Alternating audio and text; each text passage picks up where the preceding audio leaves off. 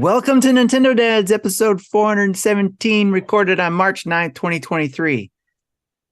On tonight's episode, we talk about Pokemon breaking updates, Wii U paperweights, and 3 events, including the Super Mario Bros. Movie Direct. Jesse, you know what to do.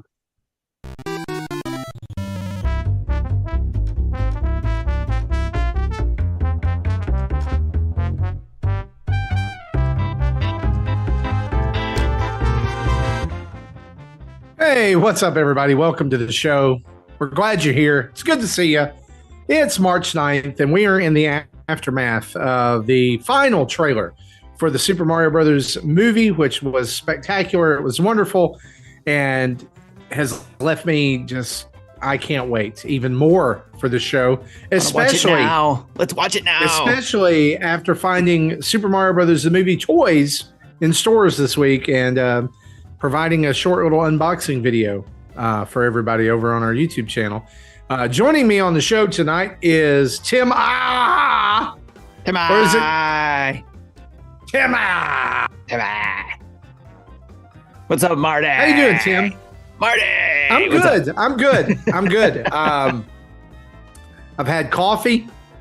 Yes. I've got my water. I'm locked and loaded for the next 90 minutes of craziness here. Yes. It's all downhill. Once the music plays, it's all downhill from here. How are you, Tim?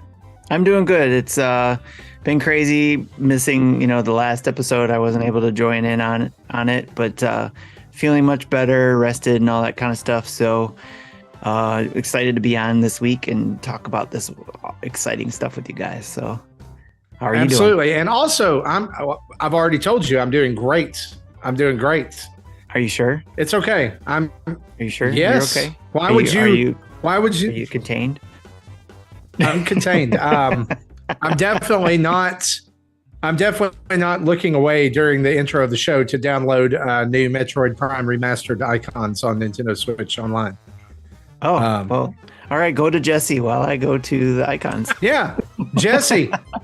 Also joining us, as you know, Nintendo Dad's 8-year employee in a row. We're bumping you up, man. We're into year 8 now. How's it going? Pretty good. Speaking of containments, I dodged a bullet. Last week, my wife had got COVID, and I did not. So we're good, and it's kind of good that she did get it last week because she's going out of town tomorrow and will be gone until the following weekend. And she just knows now that she's not going to catch it because she should have high immunity right now, right? Right. So right, she's fine. And look, COVID is a trip ruiner for sure. Yeah, and where she's going will be hundreds, if not a few thousands of people in a relatively tight space. So yeah, so she'll be fine. She'll be fantastic. She's going to have a great time. I'm glad she's feeling better too. Well, with that being said, guys, we've got a bunch of news. We're glad that you're all joining us here for episode 417. So let's dive right into it. Let's go.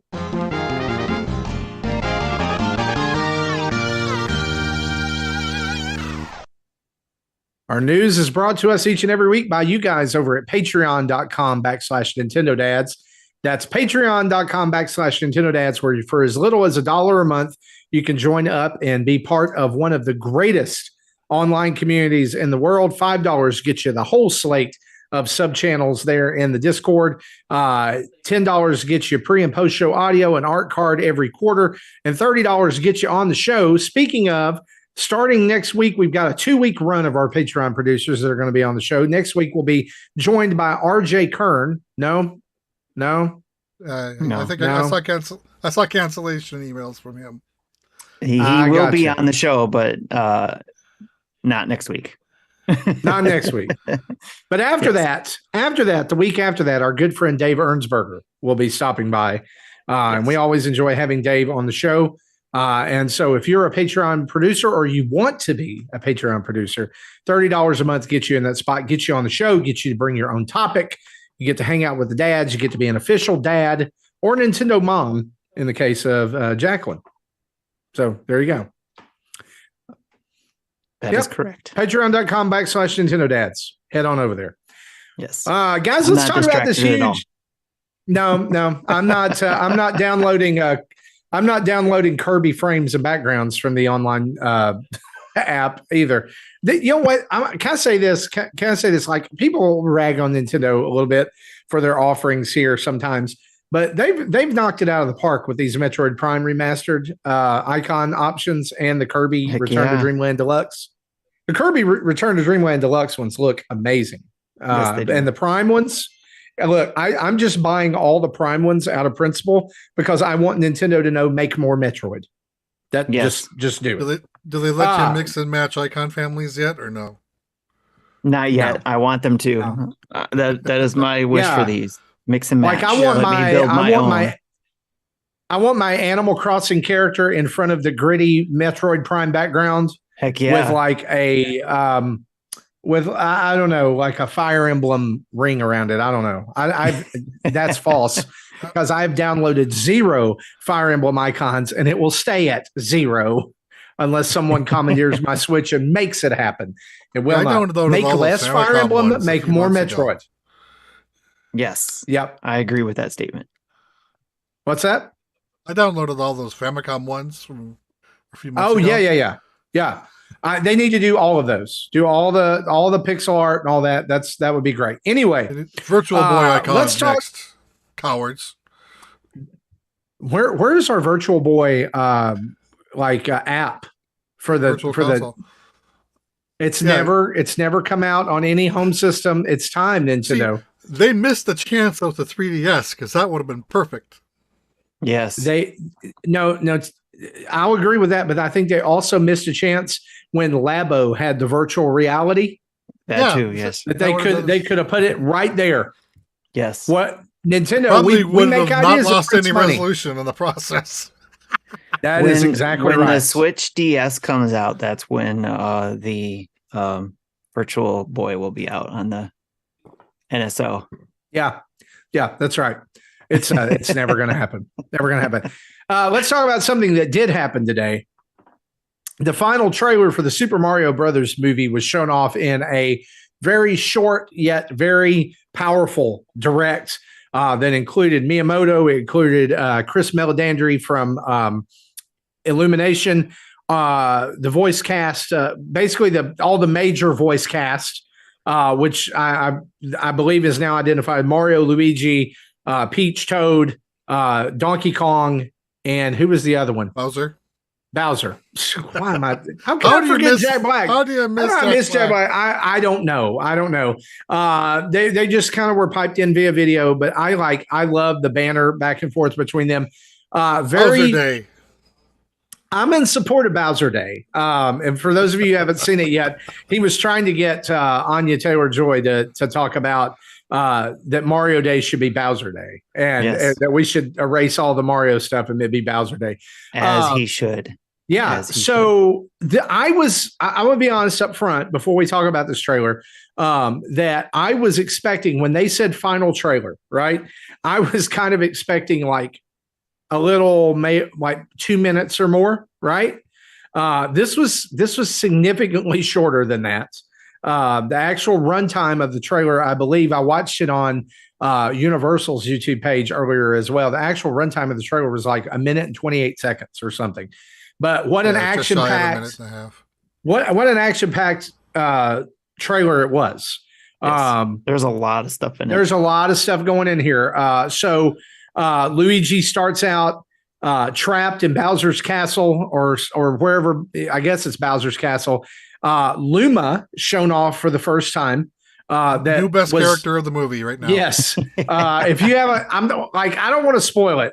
If you haven't seen it, you need to go check it out because Luma is the highlight of the trailer to me, or one of them.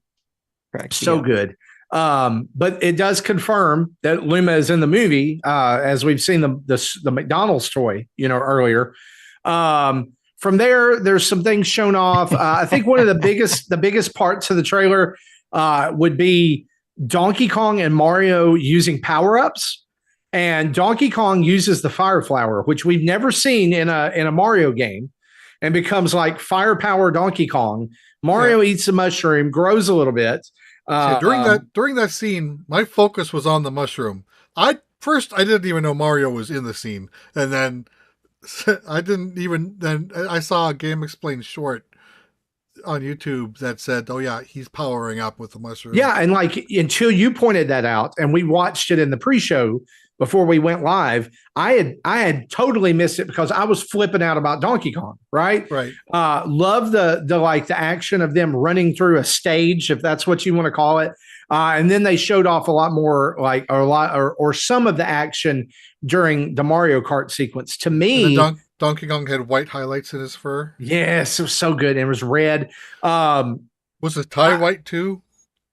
I don't remember. I couldn't see. I couldn't see that. Everything was going by so fast, and just it was such a fast pace at you. So at this point, I think I can kind of start to piece together the storyline of the movie, which would be we start in Brooklyn. Mario and Luigi somehow found a pipe that transports them to the Mushroom Kingdom. Mario gets to the right place. Luigi does not. And this is not a Mario saves the princess movie. This is a Mario saves his brother movie.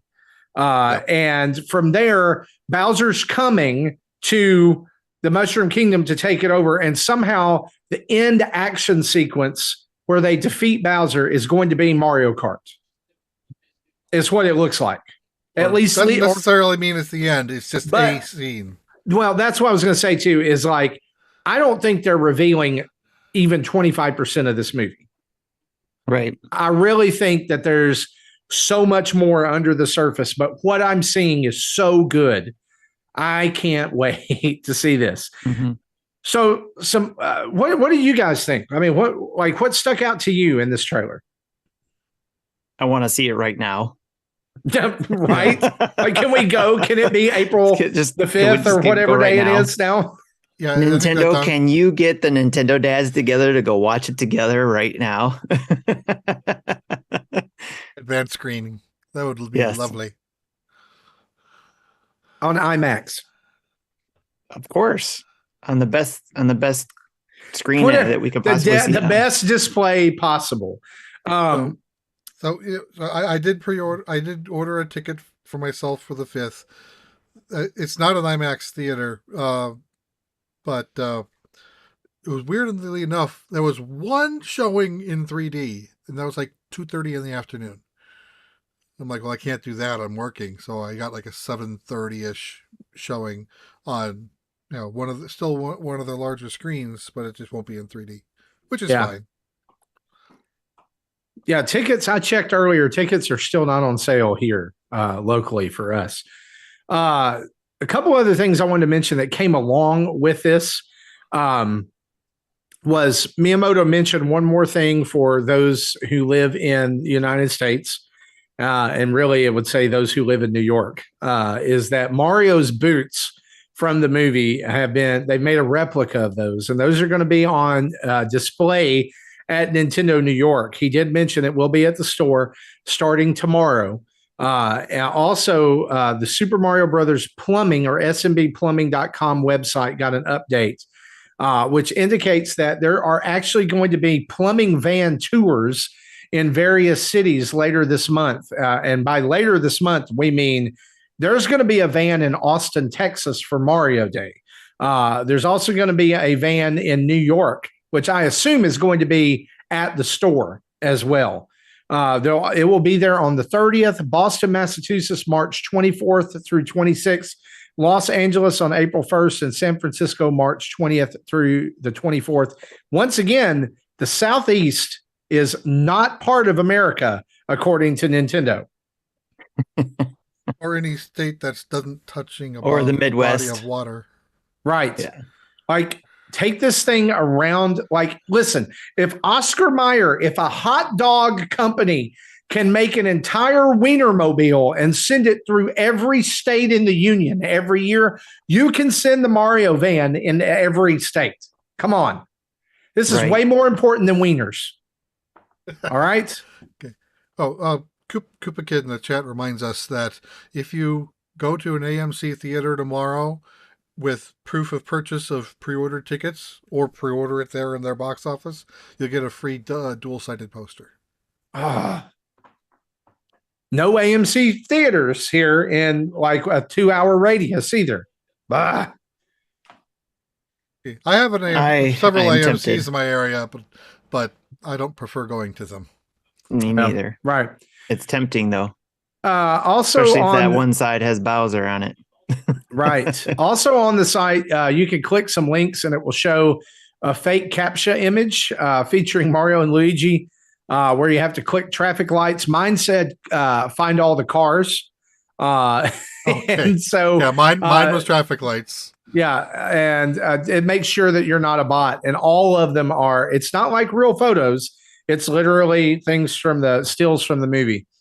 And so right now we're within the 30-day window. This cannot get here fast enough. I cannot wait for this movie. I cannot wait for people to see it. I think it's going to go gangbusters. I will tell you that during this trailer, I teared up.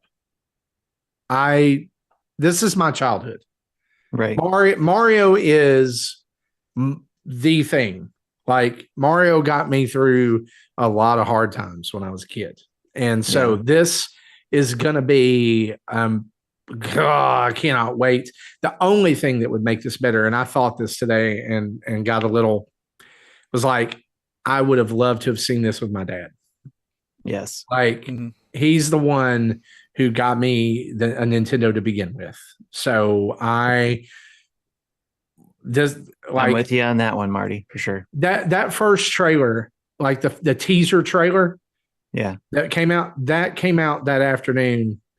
It was the day that he passed. Yeah. So I had this like intense moment of joy followed by this really, really crappy thing. Yeah. And so I've thought kind of often over the last couple of days last couple of months, seeing trailers come out, like, man, I would have loved to have seen that with him and my son.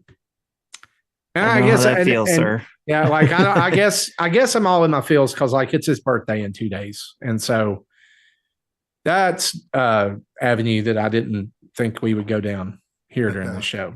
But sorry, I don't want to bring the mood down. I didn't actually bring the mood down. It was nice to hear. It was nice to hear that you would want to see that with your dad. If that didn't bring the news down, maybe the next 2 bullets might. Yeah. Anything else about this Nintendo Direct? I don't think so. I think we covered everything. Or Mario Day in general. We got that topic covered later. Look, I kind of feel like I know we do, but I kind of feel like Nintendo kind of shot early on Mario Day. Like everything came out yesterday.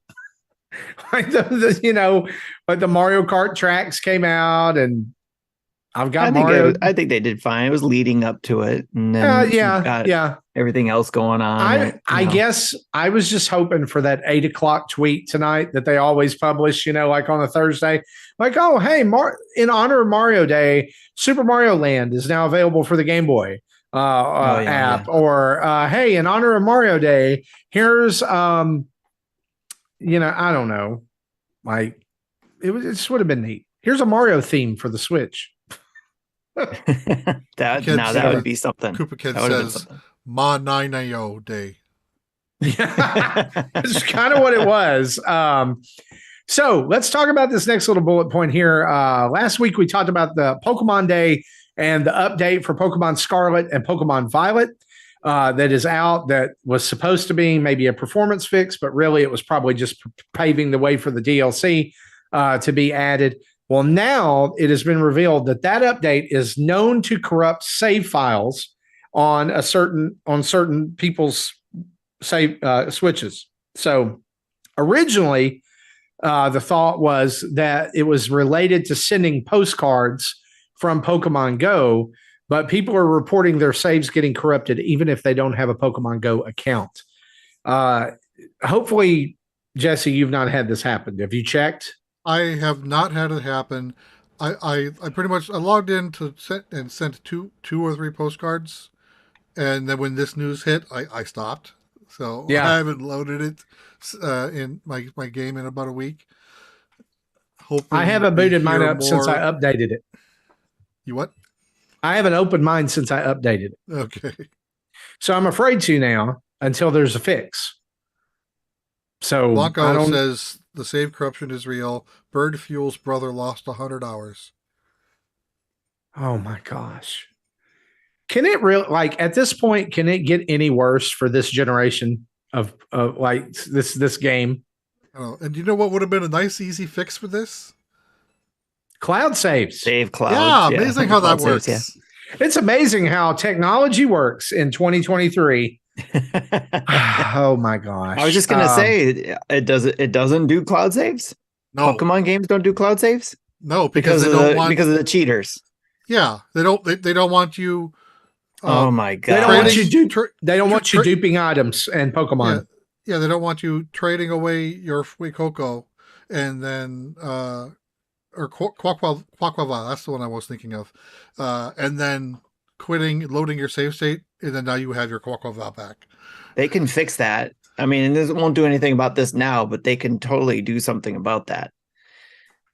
Yeah, And have that more is, server believe it or not, sites. using the Well- same technology that is used for NFTs and stuff like that. Then of course it requires to be online to play, and people aren't going to like that. Nope. Nope.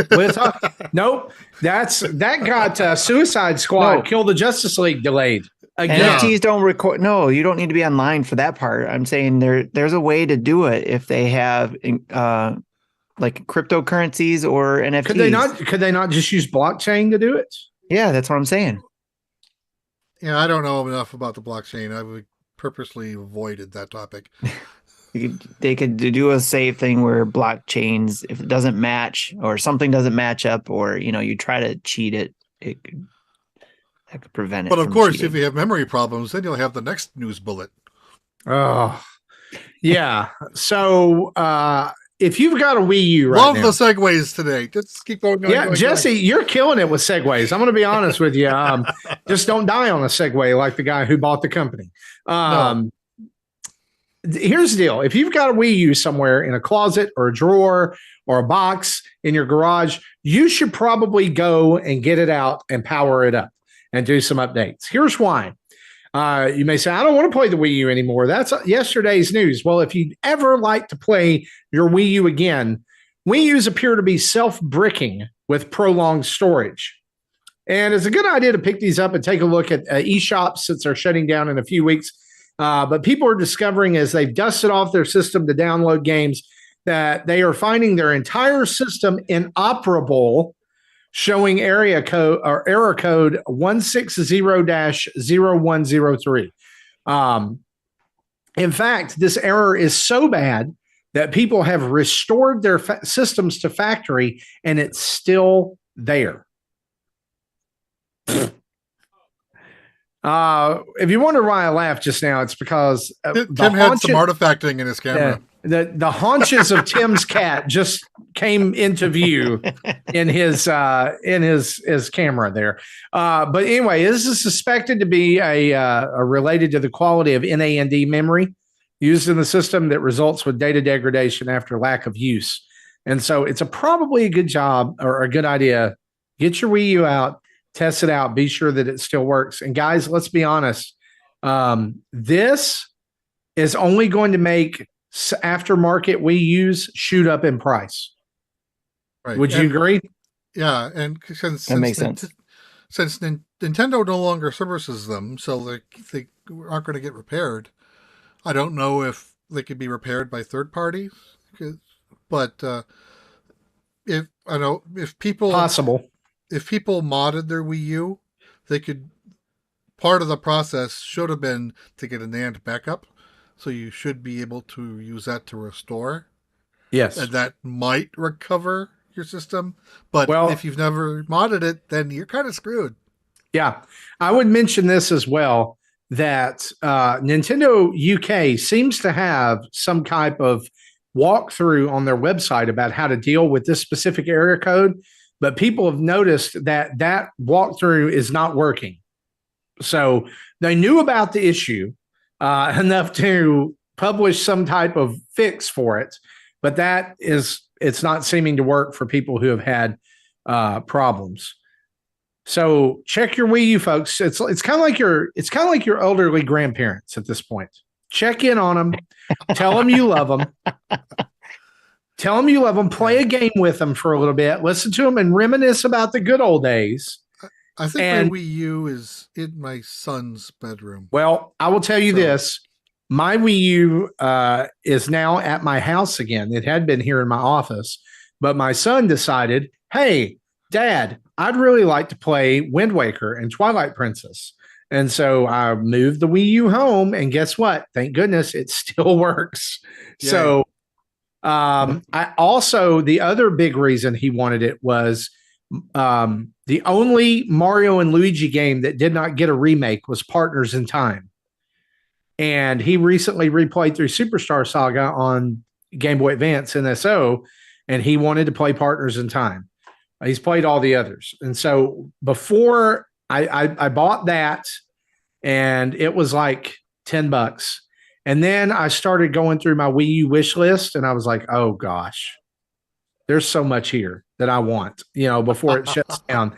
So we did have to do the trick of buying a digital Amazon card, putting it on Switch, then watching the money transfer over. So I've still got $10. Hopefully I can get at least one thing off my wish list. But if you don't, you can still spend that money on your Switch. That's right. That's right. At least it's not vaporware. Well, like here Wii money was. Here's kind of what I would like to do with it is I want to use it on 3DS to get all of the Mario and Luigi games that were released there before they go away. I actually picked up Awakening because I'd never had that game. Yeah, Fire Emblem Awakening. Mm-hmm. That one's my favorite. I think that's the one that kind of restarted the rebirth of Fire Emblem. That was the one, make it or break it. And it made it. It was their Final Fantasy. Yeah. So check your Wii U, spend some time with it, dust it off, go play those old games. It'll be okay.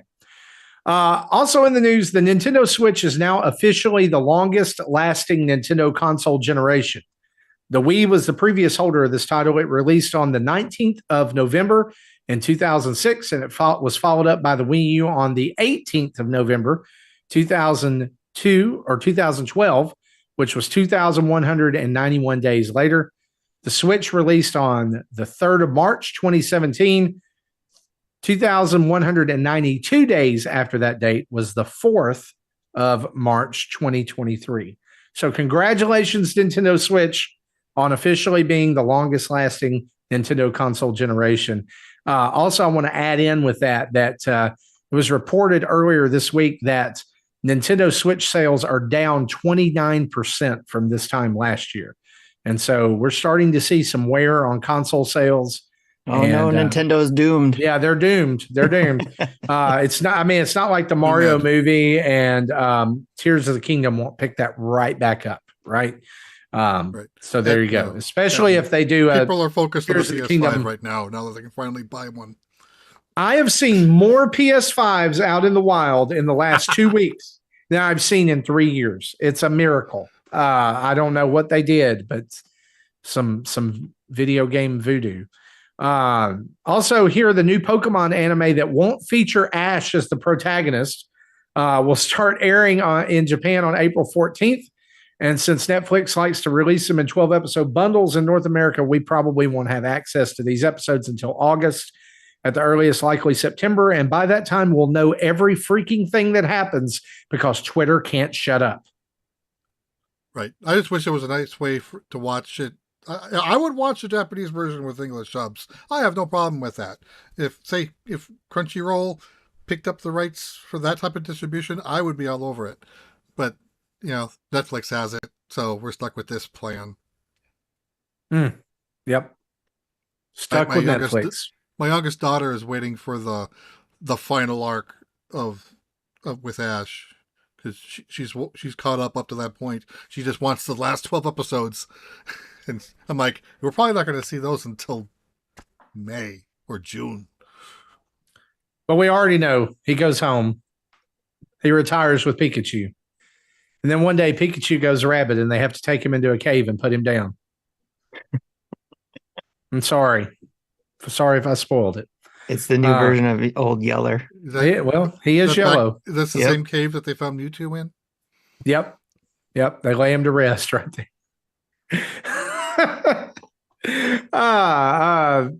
Not to be outdone by Nintendo, there were two other companies that had presentations this week. The first was Level 5, who is now apparently back with a vengeance after closing up shop here in North America and deciding we didn't need their games for a while. They had pretty much a tour de force during the last Nintendo Direct.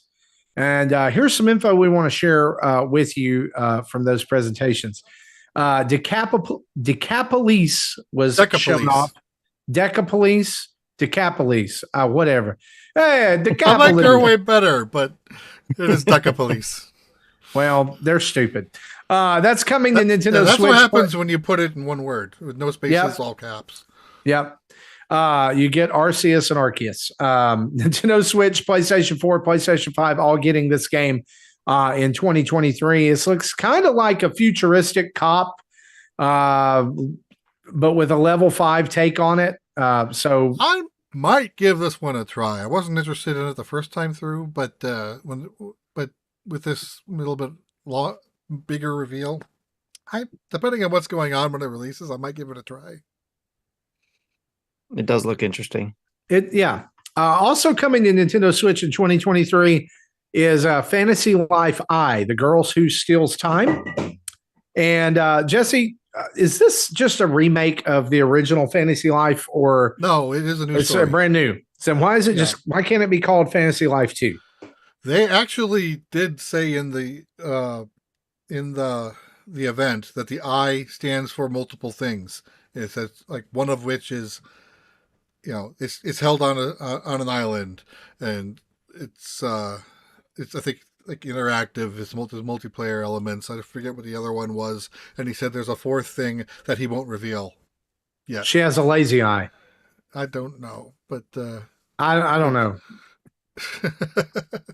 Anyway, whatever. It's coming out this year too. Also coming out this year, Megaton Musashi Wired coming to Nintendo Switch. We don't know if this is coming out this year or not. Oh, 23 or 24. I see that right here. For the last 3 games, they didn't specify any date range, but said at the end that they're planning on releasing all 5 games before the end of next year. Oh, Lord. Okay. That's a lot of games. This one will have cross-platform multiplayer. What is this one about? I was like, I don't know, like a mech battle type of game. Oh, yeah. I'd say it sounds like a mech battler. Yeah. Apparently, it's a game that was previously released in Japan only. This is like a remaster that is getting a worldwide release. Okay. All the games here are coming worldwide. There isn't anything here that's Japan only. Good deal. Professor Layton and the New World of Steam, which takes place a year after the events of Professor Layton and the Unwound Future, which was the 3rd game in the franchise. It was September 2010 when that came out. That's coming exclusively to Nintendo Switch 23 or 24. That's the game I'm looking forward to. Yeah, Professor Layton it's like Sherlock Holmes with puzzles, which is really cool. Almost like a Where's Waldo type thing too, because like you got to go around town and find different things on the map, and and the roles are flipped a little bit. So in the previous games, you had Layton and Luke, the boy apprentice, but at the end of Unwound Future, Luke went to America, and so this game is in America. So Luke is known as Detective Luke because he solved problems in America, and Layton is the unknown. He's just a normal anonymous gentleman. He's not even a professor. They don't even accept his degree. So I don't know how they're going to do that how that's going to play out in the story, but I thought that was an interesting take. Okay. Also coming out Inazuma 11 Victory Road No details on which consoles this is coming to, just coming in 23 or 24. I don't know what that is, but hopefully somebody's excited about that. It's a soccer game that has deep history. There's been games going back to like Super Nintendo era, if not even earlier. They said that there are almost like 5,000 characters going back to every previous Inazuma 11 game that can be playable. So that's going to be nuts for those who care about that. Okay. Cool. Also, Capcom held a spotlight this week, and we're just going to go there. Infrendo says Detective Luke should join up with Detective Pikachu. Detective Look at You. You can have a Pikachu or you can have a Look at You. I don't know if I like that. Well, one's just small and one's a little larger. Look at you. Is that the difference? The Pikachu or they look at you. Okay. I finally get the pun you're throwing. Yeah. Anyway, Capcom Spotlight also happened this week with news about upcoming Capcom games. Here's some things notable for Nintendo Switch. Mega Man Battle Network Legacy Collection will be available April 14th. That includes Nintendo Switch, PlayStation 4, and PC. It will include 499 patch cards that were only available as physical cards in Japan before this, and those work with Battle Network 4 and higher games. You can disable the option in game, but also another option I'm excited about, I like this, is Buster Max mode, which gives you damage which is 100 times normal for easier battles for those who just want to enjoy the story. You can turn this on and off during the game, but it's not available while battling online.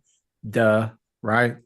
Right. Also, seasons 1 and 2 of Mega Man NT Warrior anime will be available to watch for free starting on March 21st to get you ready for the Mega Man Battle Network Legacy Collection. The funny part was, I was thinking they should release those anime because I liked the anime. And then they talked about releasing the anime, but they didn't say how. Yeah, I was going to say release it for free to watch. But apparently what they're doing is it'll be marathoned on Twitch on the 21st. And that means I have to be there and watch it. I want to be able to. So that's the only way you can see it. It's just going to be a one-time playthrough and then done. It seems so, unless they put it up on YouTube in episodes that we can go back later. What? Capcom, what do you cray? Come on. You do one thing nice, but you still screw it up a little bit. Right. So, I don't know. Right.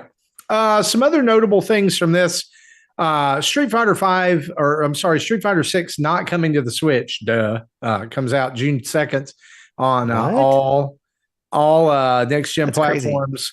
Capcom Town is a digital theme park celebrating the 40th anniversary this June, actually June 12th. You can go see it right now or check out a teaser website at teaser.captown.capcom.com, which is not a confusing URL at all.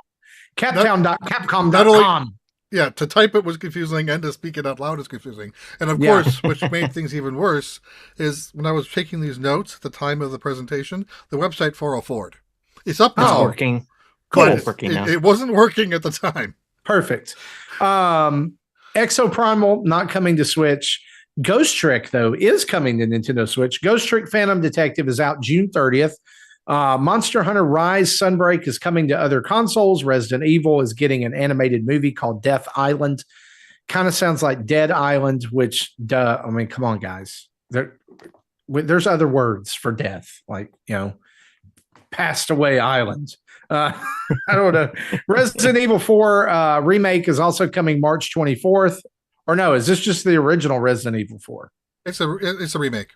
The remake is coming March 24th. It just doesn't have remake in the title. Just Resident Evil 4. Okay, so PlayStation 4, 5, Xbox Series, and PC on March 24th. It'll probably never come to Switch via cloud, or it'll do it 2 years later and nobody will care. This Did we ever get 7 in the cloud like we were supposed to get?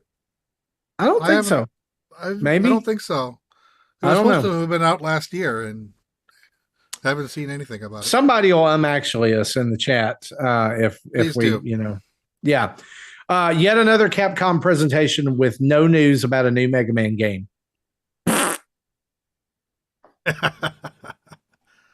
At least it had more than 5 games this time. Are we going to see Mega Man 12 or Persona 6 first? Who knows? They said Mega Man 12 was coming because it sold 1 million. But anyway, we do have some. Says Mighty Number 10. God, no. Please don't you put that evil on me, Ricky Bobby. Speaking of game releases and updates, Front Mission 2 Remake is coming June 12th.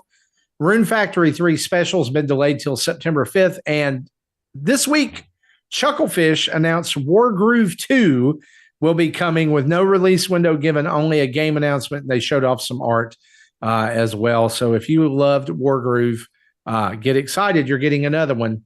Maybe it will, like, I don't know. I probably won't buy that second one. That first one just did not do it for me. No. Sorry, we got plenty of people in the community who are going to be picking that one up. Well, yeah, there was a lot of multiplayer gaming going on with the first one. I cannot tell you how absolutely let down I was after I played that game for the first time. But anyway, that and Pocket Rumble, which ironically were both from Chucklefish. Yeah. Unfortunately. I mean, I've liked some of their other games, but not Wargroove and not Pocket Rumble. Well, guys, that's our news for this week. Let's take a quick ad break for our friends at Manscaped. Spring is sprung, and our friends at Manscaped have the best tools for some spring cleaning. They've already helped you tidy up all the nooks and crannies of your body's basement, but this year, Manscaped can help you get the perfect presentation on that beautiful face with the new Beard Hedger Pro Kit. Make sure you look your best this spring by using code NINDADS to get 20% off plus free shipping at manscaped.com. Again, that's NINDADS, NINDADS, for 20% off and free shipping. It's time to tame your mane with the Beard Hedger Pro Kit. The sun is peeking back out, which means you'll have to show your face in the daylight again. So use the kit to make sure your scruff looks award-winning, whether you got glorious beard flow or some smooth, sleek cheeks. The kit starts off with the Beard Hedger, a waterproof cordless trimmer with a rotary wheel that gives you 20 hair cutting lengths, all with one guard, so no more messy drawers full of add-ons. It also comes with a titanium-coated T-blades that are tough on hair but smooth on your face, leading to single-stroke efficiency that brings satisfaction one stroke at a time. The Beard Hedger is a high-tech piece of art in a travel-sized package with a long-lasting battery, universal charging, and a strong motor. Next, the kit has the liquid goods to make you feel good. Starting with the beard shampoo and conditioner, you can't treat your beard like you treat your pubes. That's why the kit has special shampoo and conditioner specially designed to moisturize, reduce ingrown hairs, and replenish your beard's natural oils and promote beard health. The Pro Kit also has Manscaped's beard oil. The nutrient-infused oil relieves dryness both on the beard and the skin beneath, while still adding a little shimmer and shine to liven up the look, which, Jesse, you used a little bit of that beard oil, you said in the pre-show a little bit. Yeah, I used some of it for the first time today. That obviously only one use isn't going to do anything yet. It's something I'll have to continually do. I'll try to do it like every other day and see how it looks next week. Okay. Yep. So cap it off with the Beard Balm, a pomade that shapes, styles, and moisturizes, bringing the amazing scent of fresh eucalyptus, rosemary, and lavender essential oils. Not to mention the Beard Hedger Pro Beard Kit also comes with 3 free gifts: a beard brush, comb, and scissors to ensure your beard is ready to impress. So remember, use NINDADS at manscaped.com and save 20% off and free shipping to get your order. Marty, you wanted to add something to this too. You've been using their products as well. So what did you want to add?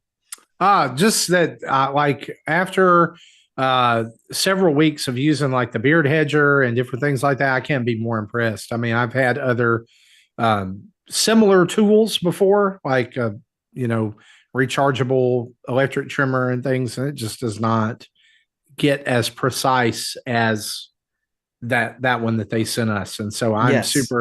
super happy about that, and super happy about my replenishment plan, the peak hygiene plan. I switched over to that within the last week or so, and it's been really, really good. That all came in. Everything was perfect. I did get some of their new cologne that they're selling along with that peak hygiene plan, and it is fantastic. Yeah, Love that it. peak hygiene program is very nice. So it helps put you on these consumables that you use on a subscription-based plan, so that you always have it on hand when you need it. So I have it. I have that too for the shampoo and the body wash. I'll probably be adding some of the other things on it for the things that I don't need every month, but something that is nice to do. Then you mentioned like universal charging or something like that. Yeah, I was surprised when that used USB-C. I'm like, oh, okay. Because like all my plugs in my bathroom are full of other chargers because they have special cables to charge my regular razor or my son's toothbrush and things like that. So I'm like, I can just plug this into my computer and charge it that way. Yes. So if any of you out there have any questions on any of the products, Manscaped has been kind enough to give us a lot of their products. So we've all have some experience with their products one way or another. So if you have any questions, reach out to us, DM us, email us, all the which ways you know how to do that with the Nintendo Dads, and ask your question. If you want to know about a product, we should be able to answer it. And if not, we'll get an answer for you. So again, go to manscaped.com, use NINDADS for 20% off and free shipping. Yep.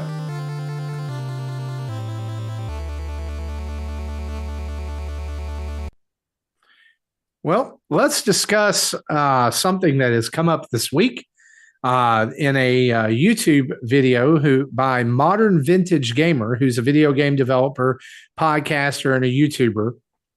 Yeah, you know how Shantae had a Switch port? He's the one who did that. He did that port. Okay. So that's how he would be familiar with the Switch hardware, because we're going to get into some Switch hardware stuff here, especially as we kind of look toward the future. He says that there may be some technical hurdles for the Switch to be backwards compatible. In other words, the new Switch successor may not play well with the current Switch hardware. It may not be backwards compatible at all. And in this video, he asked the question, well, what could Nintendo do? And here are some suggestions that he gave. And we highly suggest you go watch the video to kind of get the context for this. So you're going to look at the Modern Vintage Gamer channel on YouTube to find this. Here's every Monday. I follow. Yeah, this was on March 6th. So this is the March 6th video. So he suggested this. Suggestion number one would be the emulation may be possible. We've seen this happen with other consoles. PlayStation 3 was able to emulate PlayStation and PlayStation 2. The Xbox One eventually was able to emulate the Xbox 360. The other suggestion that he had, number two, would be compatibility being created by new architecture. But there have been no indications that would be an option. The third option would be something like the Wii U and the Wii and the GameCube had, which was that there would be a backwards compatibility via physical card slot on the hardware, or a physical Switch chip in the system. And I specifically pointed that out in an episode a week or two ago. Yeah, but the problem with that is it comes with an added cost. That would be more costly, yes. Also, Switch games will have to be patched. They could be patched to work on the Switch to the new infrastructure. So if you have digital games, that can include lots of downloads, take up a lot of space, especially if you have cart games that can be downloads that take a lot of space, or they do nothing. They just don't carry over any of the games. And so I'm looking at this list of options, and I'll be honest with you, I don't like any of them. But I want to know what you guys think. What do you think? What's Nintendo's play for backwards compatibility? Because I will say this at the front end of this discussion. no matter where we land on this, I think that probably all three of us would agree to this point. At the way that the Nintendo Switch at the way it stands right now, there has to be backwards compatibility. Agreed. And Justin said also agrees. He put out a tweet earlier today saying as much, on the Nintendo Dad's Twitter account. Again, how they do it, I don't know. If emulation is possible if the new CPU has enough power to handle it. We don't know what that looks like because this is a device that doesn't yet exist. Yep. But either that or adding as I said before with the DS Lite with GBA card, things like that, to have basically two systems in one hardware case, and that would be more pricey. I was actually talking to my daughter about this earlier today, and I'm like, it won't surprise me if the next system, and no one's going to like this number, is going to be more like in the area of 400 to 450, whether no matter which way they go. But I don't think this is going to be a $300 system anymore. Yeah. I was looking at this. I watched this video, watched other people talk about this video and comment on this, and just, it's going to be very interesting to see what Nintendo does. And I think Nintendo is even scared. They even, they don't know what the next step is. They thought they knew with the Wii U going from the Wii, and look what happened there. So I think that's what's making them shy and gun shy on this too. But obviously their business, they have to do something. And that's what I'm afraid of is, yes, as a fan of the Nintendo Switch, I want the Switch 2 or whatever it's going to be called to be able to play the first games. I want it to be able to up-res or make the games I already have now work better on the new machine.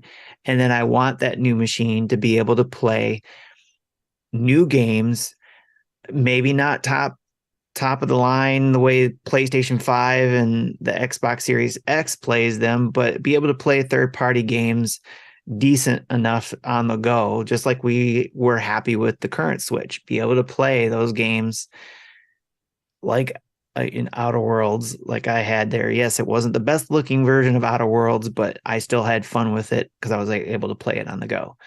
But let me be able to play. I know it's not going to happen, but let me be able to play Outer Worlds 2 on a Switch 2, type of thing as an example.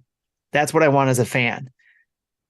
But there's always, if Business Justin was here, and Marty, I'm sure you would probably come up with this too, is like Nintendo is a business. Nintendo is not our friend. Yes, they're going to do something that's smart to make them money, but they're not doing it because of the gamers. They're going to do it for their audience that they always do stuff for. And this is something I always have to take a step back. And I've always said before, I was frustrated with Nintendo years ago because Nintendo wasn't growing up with me, wasn't doing the things I expected them to do to move when they moved to the next system, what the things I would expect for that next system. They stayed to the same core audiences. They didn't grow with me. And that's what I'm afraid is going to happen. The Switch is not going to grow with me. That's what I'm scared of. I think that you hit on something that's very important, and that is that there has to be a lot of anxiety around Nintendo as a company continuing this path of success. I don't envy the people who are making decisions right now for the company because I'm sure that there is a process right now going on. And I say this as someone who's in leadership where, we have to make decisions for a large number of people, that there's a decision or there's a process going on right now by which every decision is being second guessed. Mm-hmm. And that is a horrible place to be. I wonder if there's a plan set in place, like a legacy plan, where Iwata envisioned where this would go. because I mean, Switch is, I think, the last thing he left, was in his hands before he passed away. And then where did he leave a legacy behind of instructions or advice or whatever? Obviously, we have the new president that's going to put a new spin on things and want to be able to successfully lead Nintendo past the last thing Iwata did. So what is that going to be? What is the ultimate goal? Is this president going to be like, you know what? The goal of Nintendo was not about power and all that stuff. It was always about what's the next way we can be innovative and how people can have fun. Instead of that, maybe it is still part of being innovative, having fun, but it's also, we need to compete. Does this president want to compete with Microsoft and Nintendo? We don't know that yet. Right. And it does. It seems that in the past, Nintendo's path Microsoft forward and PlayStation has been dominated by the mindset of the president when it comes to games. When we had Iwata as a president, his mindset was more on creating good games. The new president's Furukawa's mindset may be creating good monetary flow, which means that Nintendo finally makes the leap into competing on the same stage with power. And because Furukawa kind of came in the middle of the whole Switch process, right? If you think about it, because there was somebody that was ahead of him, and then there was he became the new president. And so, yes, he is setting policy moving forward. But one thing that I wanted to point out was is that Nintendo is at a crucial point in their whole company. And it's illustrated in kind of there's Jim Collins, he wrote this classic book in 2001 called Good to Great. And it's been used in tons of businesses, and corporations throughout the world. And what he kind of laid out in that is that the most successful companies have like 4 to 6 key interlocking components which create success over time. And what happens is as that's happening, they're going upwards, right? Like maybe you have an idea, like let's call Wii U rock bottom. All right. Like Wii U was rock bottom.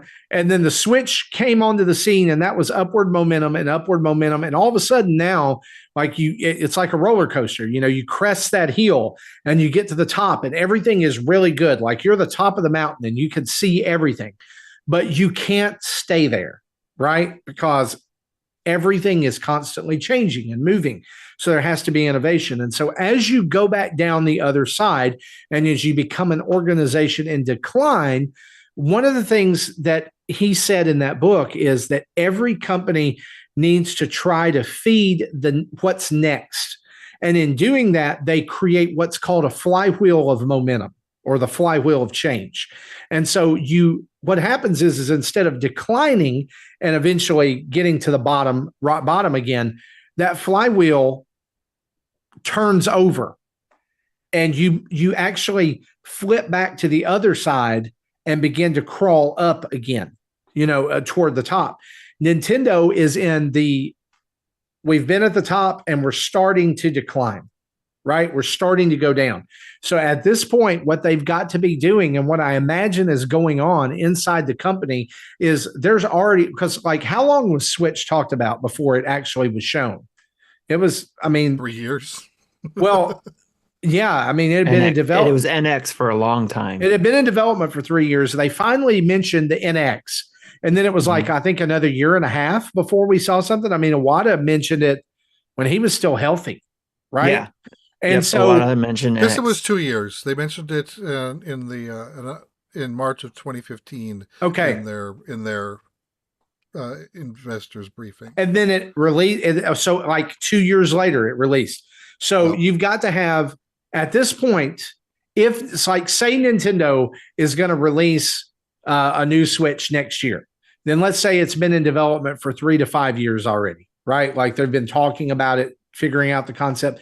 Now is the time to release the downward momentum to create the flywheel to spin back over to the other side. So whatever they're talking about has got to be how do we take the energy we've already created and move it around? If they don't, then they risk. There's risk involved either way, right? Like there's risk involved in whatever they do, but right. It's got to.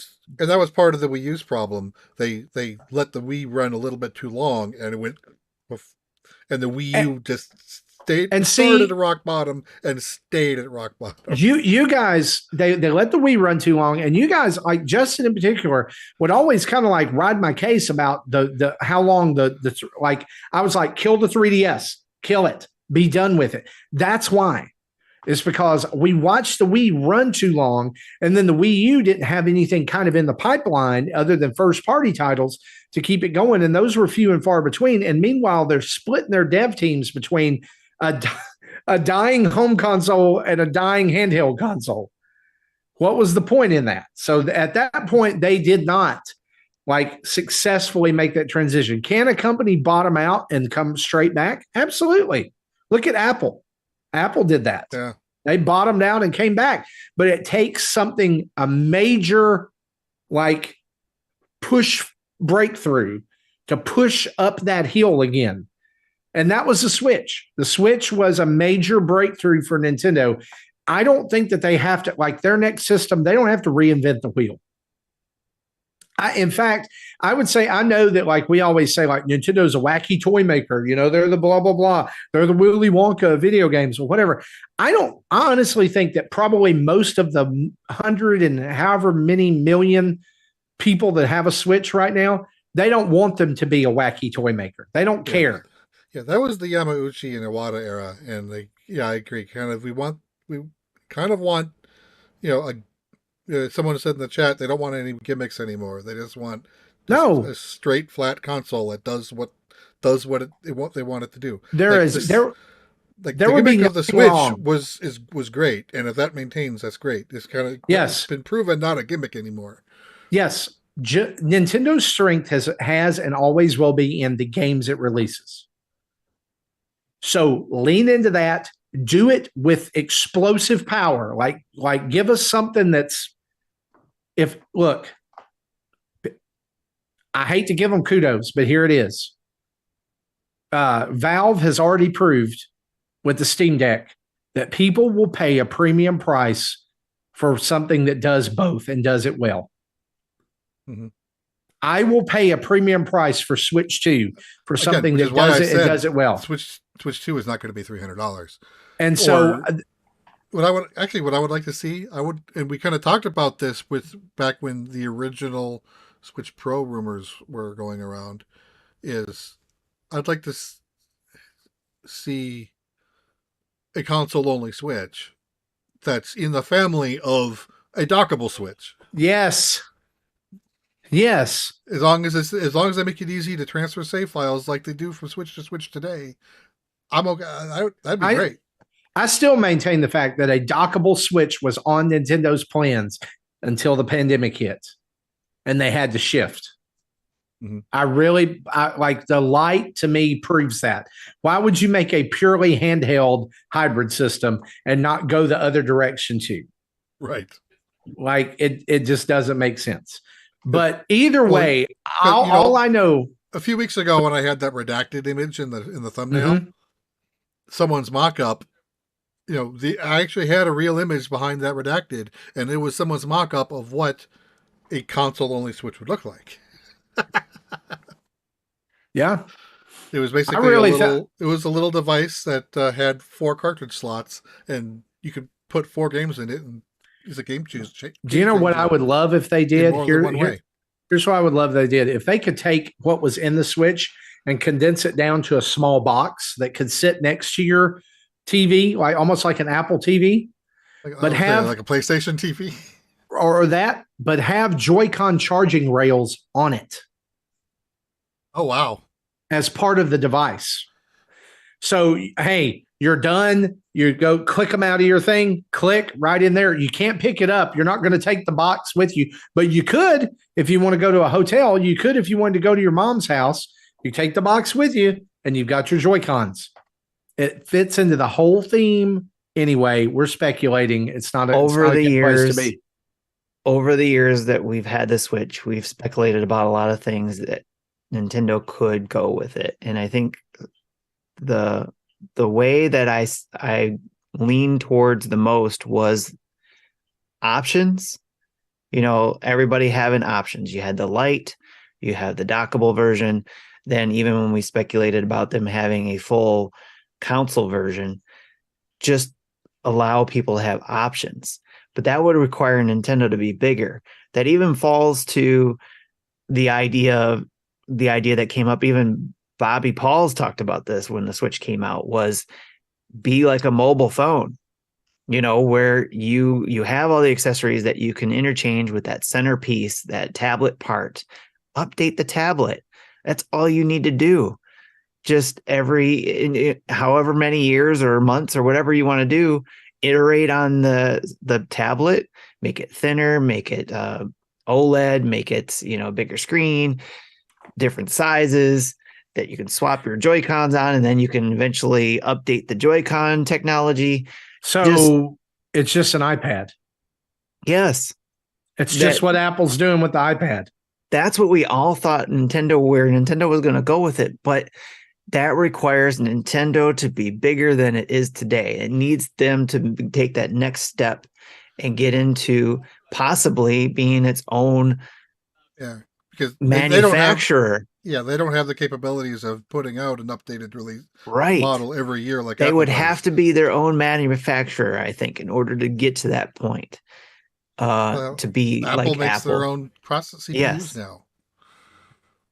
Microsoft is starting to have, I don't know who builds their stuff for them, but they're building their own stuff too. Yeah. Though I think they're still using Intel chips, but still, those are pretty much off the shelf parts. So again, that would require Nintendo to take that next big step, that next big leap. And that's probably scary for a company like that, a family-owned company. I think they still see themselves, and to speak to that, Tim, Kit and Krista have mentioned on their podcast that people would be shocked if they knew how small Nintendo really is. Mm-hmm. It was really like a really small team of people compared to like PlayStation and Xbox. But I still think that internally there have been people, and maybe it's changing as new presidents and things come in and things like that. But I think there's been people internally who have still clung to that idea of we just make toys, right? Like we just make simple little things. We make toys, and we don't need to make the leap into the next generation. They still make cards, right? They still make cards. So as they're sitting there on like a giant mound of cash, which we know Nintendo's war chest is huge. Now would be the time that they could make some of these decisions. Of course, we've thought now could be the time. Hey, buy some devs. Hey, now could be the time. Do this. And they've not done that. What they do, they bought a video production company. And they bought a team that's already working for them. They are working towards the companies they admire, which is Disney. As one of them. They admire Disney and what they've done, in their lifetime.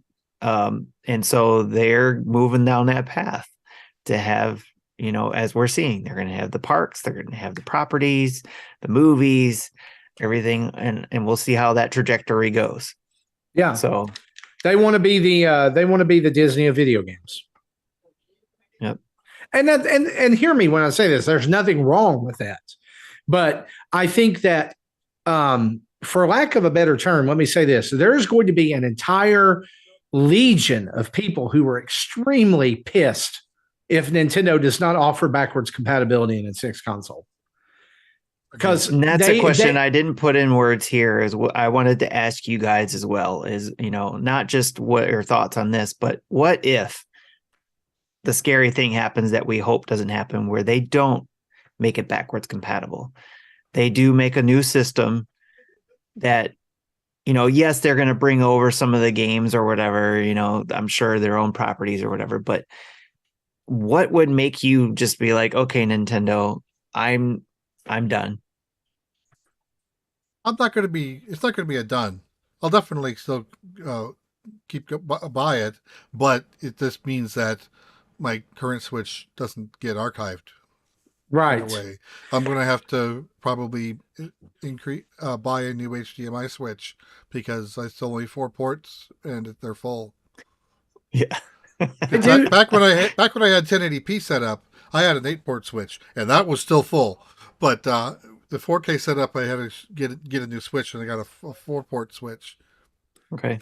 I do think that I'm afraid that it's going to be like the Wii U, where they were like, "Hey, we're so glad that for the last 6 or 7 years you've loved Virtual Console. It's dead."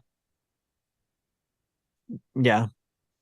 I don't think that they're going to make the same mistake though with that, because it does seem like NSO is going to continue over into whatever's next.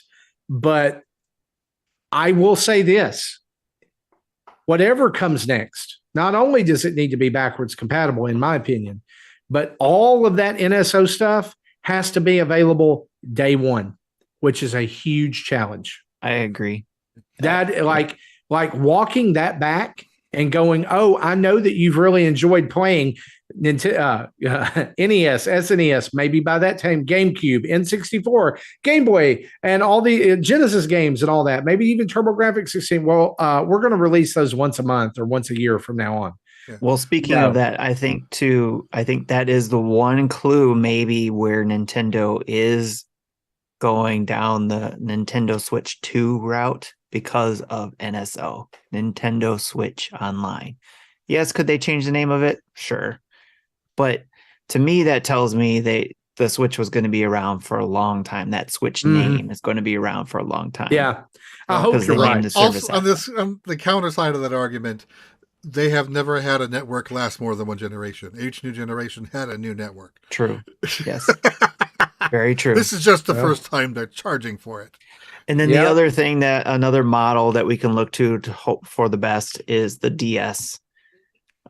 Because of switching over from Game Boy to DS, it was new cartridge base, new architecture and all that, and they did have both mediums on that one device. And then eventually they phased it out. So if there is a new medium and a new whatever in the next system, hopefully they do the thing where it's backwards compatible. And then when they redo the system, then maybe they don't have the Switch backwards compatibility anymore. I don't know. Yeah. Yeah. Well, I thought we talked about that a lot longer than I thought we would, but it's good discussion. We want to know your thoughts.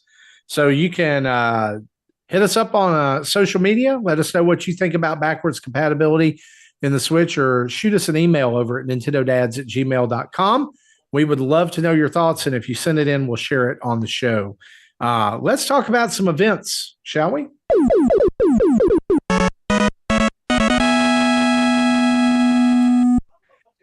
All right. We had their Discord community events. Just recently, we had our second Wednesday of the month at 9 a.m. ET, the breakfast table. And then we have our dinner table coming up, which is every third Friday of the month at 10 p.m. ET. We get together at the table, and otherwise known as the Discord voice chat room, and discuss whatever is on everyone's minds, and probably going to be the Ant-Man movie coming up the next dinner table. So if you are going to join us there, make sure you've seen the new Ant-Man movie, because we'll probably be talking about it a lot. Or it might be during the cocktail hour. And probably Mandalorian. Yeah, and Mandalorian. So I need to catch up on that. 3 episodes would have dropped so far. I need to watch those. By next and week. Probably even The Last of Us, since there's going to be the last episode of The Last of Us this past. And I still haven't seen that one yet. Well, you got a lot to watch, Jesse. I do. All right. So you want to join in, email us at nintendodads@gmail.com or DM us on social media to learn more. But also, in case you didn't know, whether you subscribe to us via Patreon or Twitch, you get access to Discord and a schwack load of events like the table and monthly mayhem. The other event that we wanted to get you guys to remember to do is during the Super Mario Brothers movie, Remember the one last pass thing that Marty brought up last week? Hashtag one last pass. Mike from Gamerheads podcast reached out and suggested that everyone seeing the Super Mario Bros. Movie on opening weekend bring their 3DSs with them in hopes of having one last hurrah for Street Pass. Super Mario Brothers movie releases on April 5th. So remember to bring your 3DS, have it charged up, get your Street Pass set up, and let's see if we can all connect one last time. On to what we've been playing.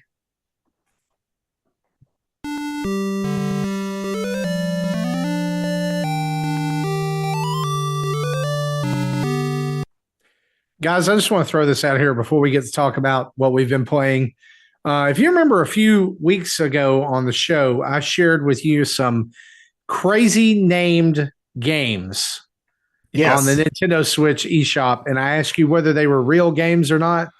They were by a company called VG Games, which I'm pretty sure stands for Video Game Games.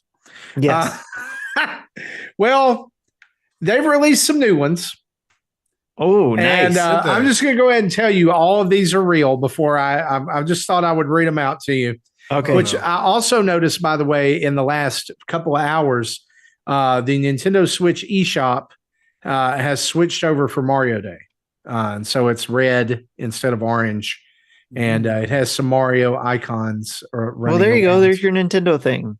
Yep. There you go. So right now on the eShop, you can download Shark Attack, Fish Predator, Ocean Sea Adventure Survival. That's one game? That's one game. Okay. Or, Jesse, for you, since you love RPGs, you can get The Dwarf Kingdom, Magic World of Wars versus Orcs and Dragons. Oh, boy. And it's literally, I think, World of Warcraft, except it's top down and looks like old Warcraft. Also, since you like puzzle games, you might enjoy Stack Tower Up 3D Builder Simulator Don't Crash. Don't Crash. that just makes the game title right there. Or, Tim, this one's for you. I know you love shooting games. They have Sniper Strike 3D Secret Elite Mission Warfare Ghost Squad. Ghost Squad, yes. Yes. Or, for our fighting game fans, Superhero Fighting Legends Anime Mortal Battle. I love it. That stack up game. I've seen that at like arcades. With like, except for it's like on a lit LCD display in a 2D plane, but you're just trying to stack a tower without it falling over. And if you get to the top, you win a prize. Here, the prize is you spent $2. Congratulations. Yep. So this Superhero Fighting Legends includes such characters like Danny and Joan Bakuryu and Super Mephis and Fulgore and Lobo. Not to be confused with DC's Lobo and Killer Instinct's Fulgore. Yes. You know, I actually, but every Thursday I log into the Nintendo PR site, looking at the games that came out, and I'm like, oh, that game might be interesting. Let me click on it. Okay, that's garbage. I'll pass. This is one of the games I actually clicked on. I didn't realize it was a VG Games game.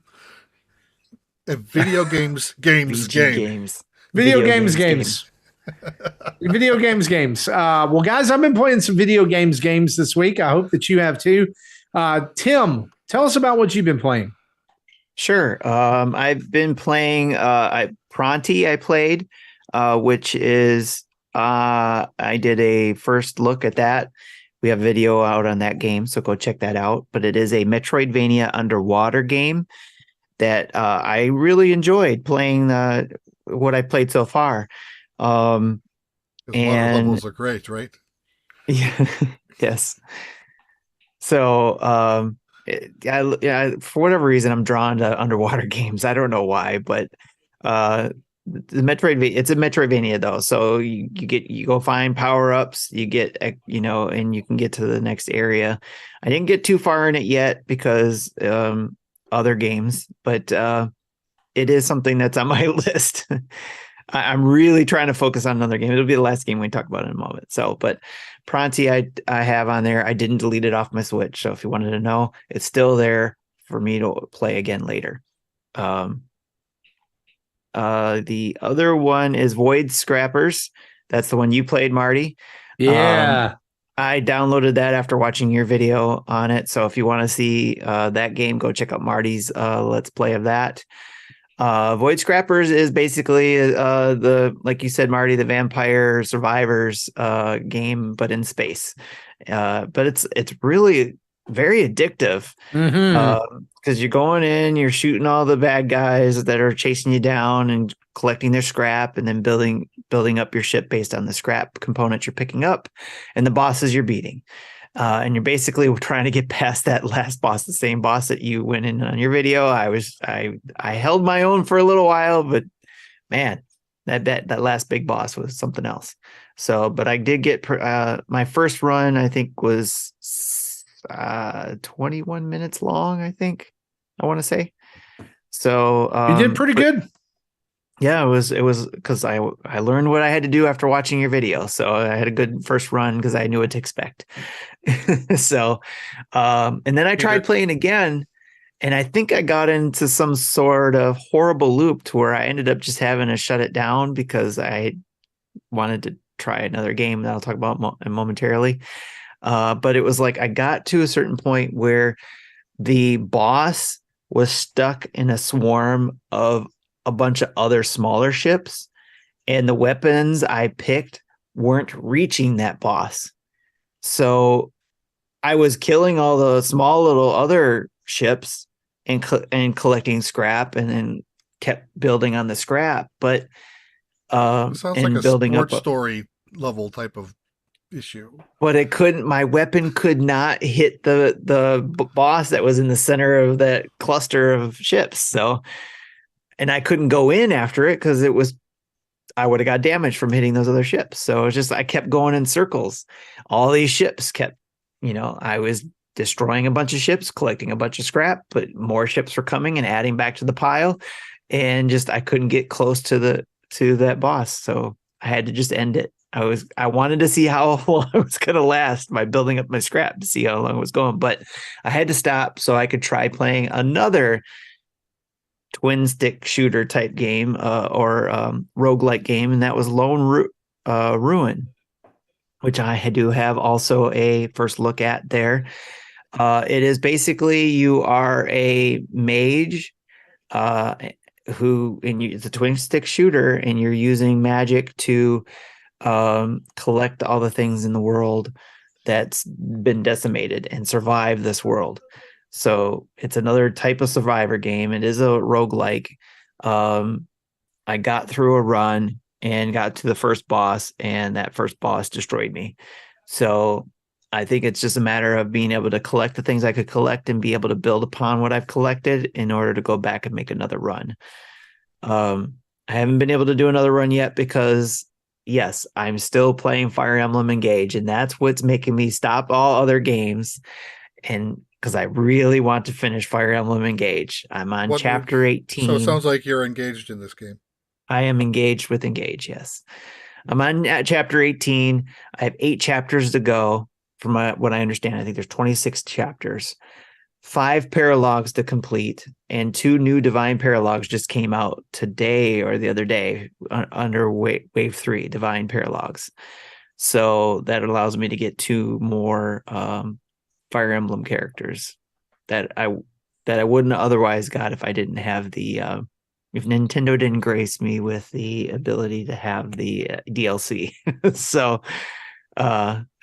but yes, Nintendo, thanks again for that. But I've got those things to beat, and I think it's probably necessary anyways. I stopped at chapter 18 because I need to grind out some of these paralogs so I can build up on my characters and make them more powerful, because I'm noticing that it is getting a little bit harder as I get up there to get through some of these. I shouldn't say harder. It's about the same, but it's not as quick as some of the others I've done. Like before, it was taking me about an hour to an hour and a half. Now it's taking about an hour and a half to 2 hours, maybe longer, to do each chapter. So, but the story's been intriguing, and I've been having a lot of fun with it. And my focus has been really trying to get this done. I want to just barrel through these last 8 chapters, but I know I need to get through the paralogs and the divine paralogs to help me maintain a high level of power when I go into these things. So, but that's what I've been playing. Awesome. What about you, Jesse? Been continuing my playthrough of Townsman VR on the PlayStation VR. Last week, I think I was just finishing the tutorial island and just needed the last little bit to finish it. I put a lot of hours in over the weekend, and I ended up like on the 5th island. And this island, I'm having a little bit of a struggle because whenever you start on a new island, you only start with like 4 people, and it takes a bit before you can like have a food supply chain set up where you have a hunter collect meat, to have a chef cook it in a tavern, to then have your people eat it, which once you do that with residential buildings, then that's how you get more people to move around. But there is a hunger and thirst system in place. So if people, they will die of starvation if you can't get food to them. And I already lost one of my 4, which makes it which limits my resources.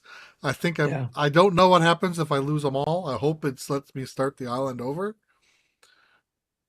because I think I might need to start this island over. And I don't think I can just say, I want to forfeit this and start over.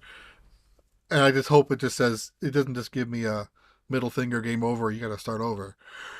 I don't know what it'll do yet. Okay. But so that's where I'm at with that. And then I picked up a game. Actually, the code was given to us by the publisher, for Meg's Monster. It's oh yeah, that's right. Yeah, it's a cute little turn-based RPG, and they say it's short, and it's only like $15 or so. And yeah, it's short. It took me like 5 hours to play through it, but it has a really good story, and I enjoyed my entire run through it. They kind of have a few fake outs, like this. Oh, you finish a story. I'm going to start the credits rolling. I'm like, but instead we'll move to this part of the story and continue the story. So I'm like the first one happened like after 2 or 3 hours, and I'm like, okay, that was a little bit faster than I expected. But then the game kept going. So I'm like, okay, so I think 5 hours is a good time for it, and it does have some time travel shenanigans going on. Nice. Where your character is this 4-year-old ish. I don't think it's been firmly established. Who finds herself, think Undertale, like she falls down into a world of monsters, and you are trying to find her mom. She befriends a monster. They're trying to find her mom and return back to the surface, and there's this a lot of confusing arcs and things, information drops on you, and everything as far as I can think of does get resolved at the end. So there's a big explanation about everything that's going on, and so it's if you like turn-based RPGs, and 5 hours, you can play through it in a weekend. And I give it. I like this one. Gets the preliminary entry in my top 10 list for the year. We'll see if it stays, nice, depending on how many other games show up. Right. Cool. I'm just going to talk about one game I've been playing, or actually 2. This week, Dead Cells got its next big update with the Return to Castlevania DLC, and it is absolutely spectacular. It's so good. I've played more Dead Cells in the last week than I have in a long time. And I would just like to campaign for Konami to just give the creators of Dead Cells Castlevania from now on. Just have it. You can do what you want to with it. It's going to be better than Pachinko Machine, Capcom, or Konami Castlevania crap. And I mean, I guess they did give us the Classics collection, which is great, but this is good. It's so good. If you have not played Dead Cells at all, don't sleep on this game. You need to buy it, and just go ahead right now and just buy it with all the DLC. It adds so much to the game. There's so much to find and unlock. I've had it since it launched, and I've barely scratched the surface. But the everything, the aesthetic, the controls, the remix music, it's chef's kiss. Speaking of that as well, Mario Kart 8's fourth wave of DLC is out, and I got to play through all of the tracks this morning, and it's so much fun, especially the Yoshi's Island track, which does exactly what the Zelda track and the Animal Crossing tracks did before it. It creates different coin looks and sounds as you pick up the coins as the race starts, and you come to the track. It has different Yoshi's Island and Yoshi's Story sounds. Even when you finish the race, it has different music. It's so good, y'all. Like I can't say enough. I do think that this is on the whole a weaker DLC pack than the others have been, because there's so many tour tracks included. There's 3. And it almost makes you think, like, are you guys running out of good Mario Kart tracks? Which they're not, because they haven't put in DK Summit or DK Mountain from the GameCube yet. So that answers that question. I'm hoping they come in the next 2 packs. But we also got Birdo, who is pretty cool. Different colors there. So she joins like Shy Guy and Yoshi is having different color options. And now that Birdo is added, we see that we're getting 5 more new characters for the game before the last 2 DLCs are up. And I've seen a lot of speculation online, like who's it going to be? Nintendo said from the beginning, these are going to be known Mario Kart characters, like characters from the past. They're going to be there coming in. So it's not going to be like Samus or Kirby or anything like that. It's going to be characters who've already been in the series. So I think Diddy Kong's a lock for this. I would love to see Rob. I would love to see Wiggler, which was nuts. I think Wiggler was on the Wii version that you can unlock. DK Jr. back. That would be awesome. Like if they gave, I said this on a show last week, if they gave Donkey Kong like a different skin, but it was DK Jr., or I would love to see a movie skin, like with the new design. I think that would be really good. But I do think we now have a new color scheme with the white fur. Right. Mm-hmm. Right. So like, I'm feeling like there's there's definitely a potential for some characters that we are like out of left field to come back. Rob is my number one, want. That was on Mario Kart DS. I loved it. Yes, give me Rob. And I'm going to tell you this. I still think that there's a movie tie-in track coming to these DLC. I really do. Okay. Especially now that Yoshi's Island was a brand new track. When it was confirmed, they shouted it from the rooftops. The movie Rainbow Road type thing they might Wave do. 8 will be all Rainbow Roads, including a new track based on the movie. I'm also personally hoping for a new Donk City track. Oh, that would be cool. I would love to see that. Probably better than golfing in that area. That was fun. That was like, the one Mario Golf thing that actually looked like it belonged in a Mario Golf game and not just like, Tiger Woods golf. But anyway, that's what we've been playing. Let's turn on the community spotlight.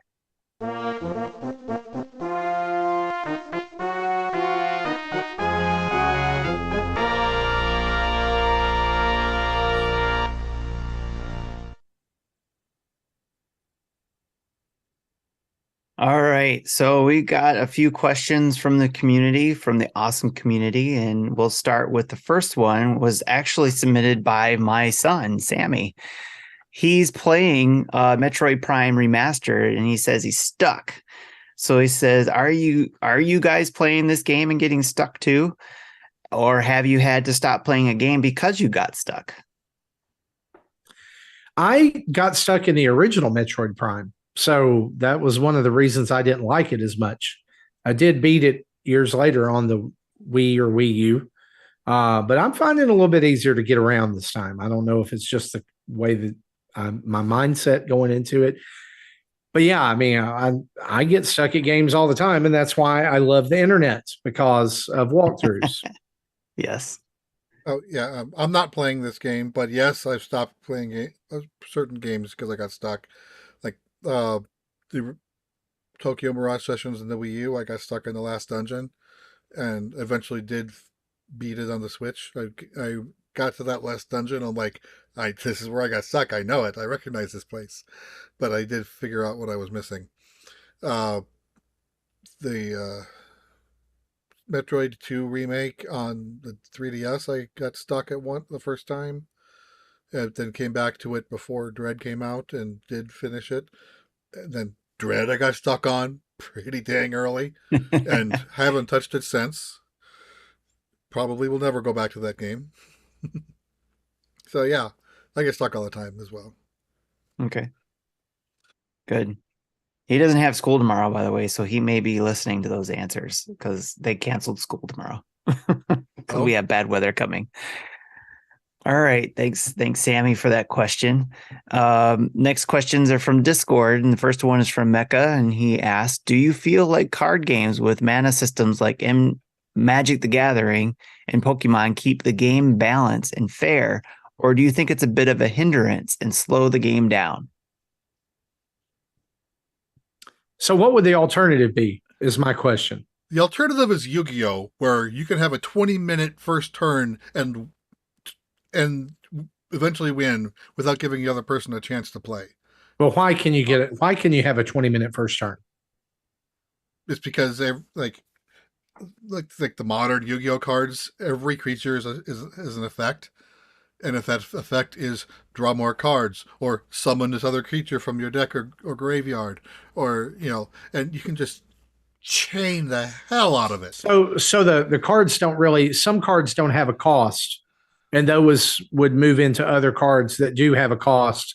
What the casting cost would be what the other card said, or yeah. Right. Yeah. Like cards less than level 4 or 4 or less have 0 cost, but if they have an effect of summon this particular monster, even if it could be a level 8 monster, but if the effect is you can summon it with no additional cost. And of course, when you got especially the link, I forget what they call it, the link summons, and you can just fill your board on a one turn, and then XC summon by sacrificing 3 of the same level, and you get the big powerful thing out there. And it's just crazy. I've seen replays on and this Yu-Gi-Oh! Game is a game that Mecha plays, so I'm sure he knows what I'm talking about. But yeah, he's going nuts right now. He's listening all kinds of chat stuff right now. Right. So I would say this as someone who has played Magic the Gathering and Pokemon before. I always struggled with building a deck and including enough or too much mana, production, or energy production. I have that problem with Pokemon just because the energy you spend is attached to a card, and you can't move them to other cards. They're locked to one unless you have other items and special abilities that let you move them. And there are some decks built around that.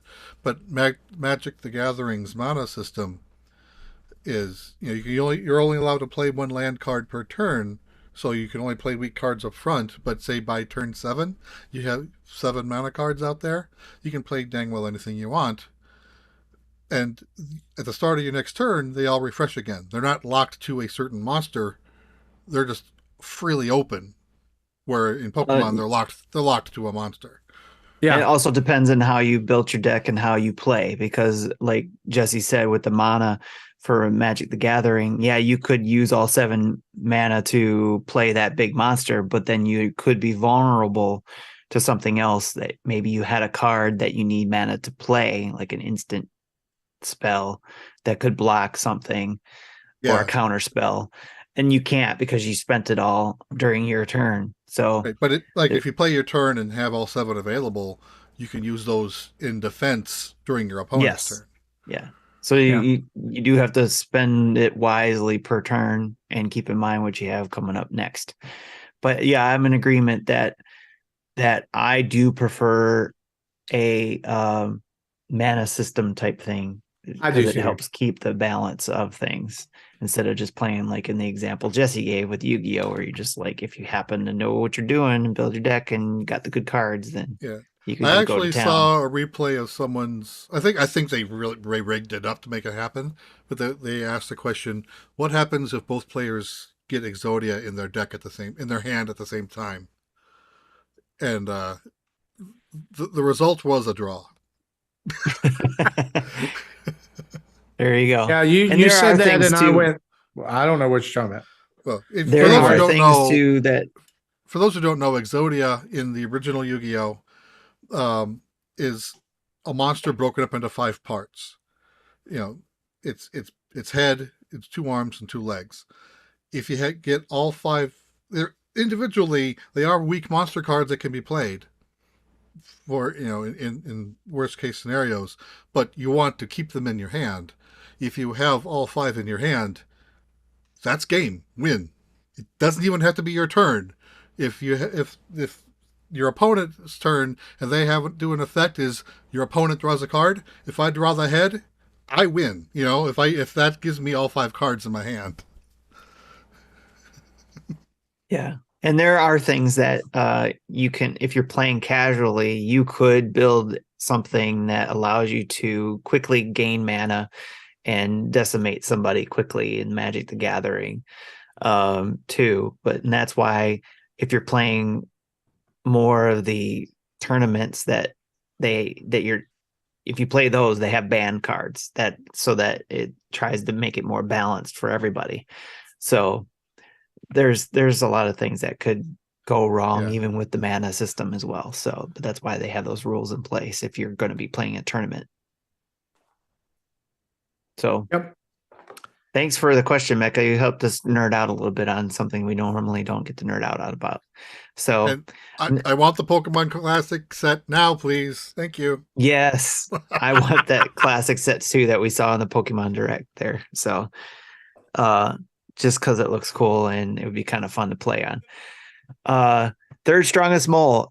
As weights and measures week comes to a close, I want to thank all the Nintendo dads for making it extra special. The joy it has brought me is, wait for it, immeasurable. But if I had to measure it, it is at least 1 ton, 1 butt, one bunchin, 1 hogshead, 1 kilderskin, 1 firkin, and 3 gallons. Thanks, third strongest mole. That was awesome.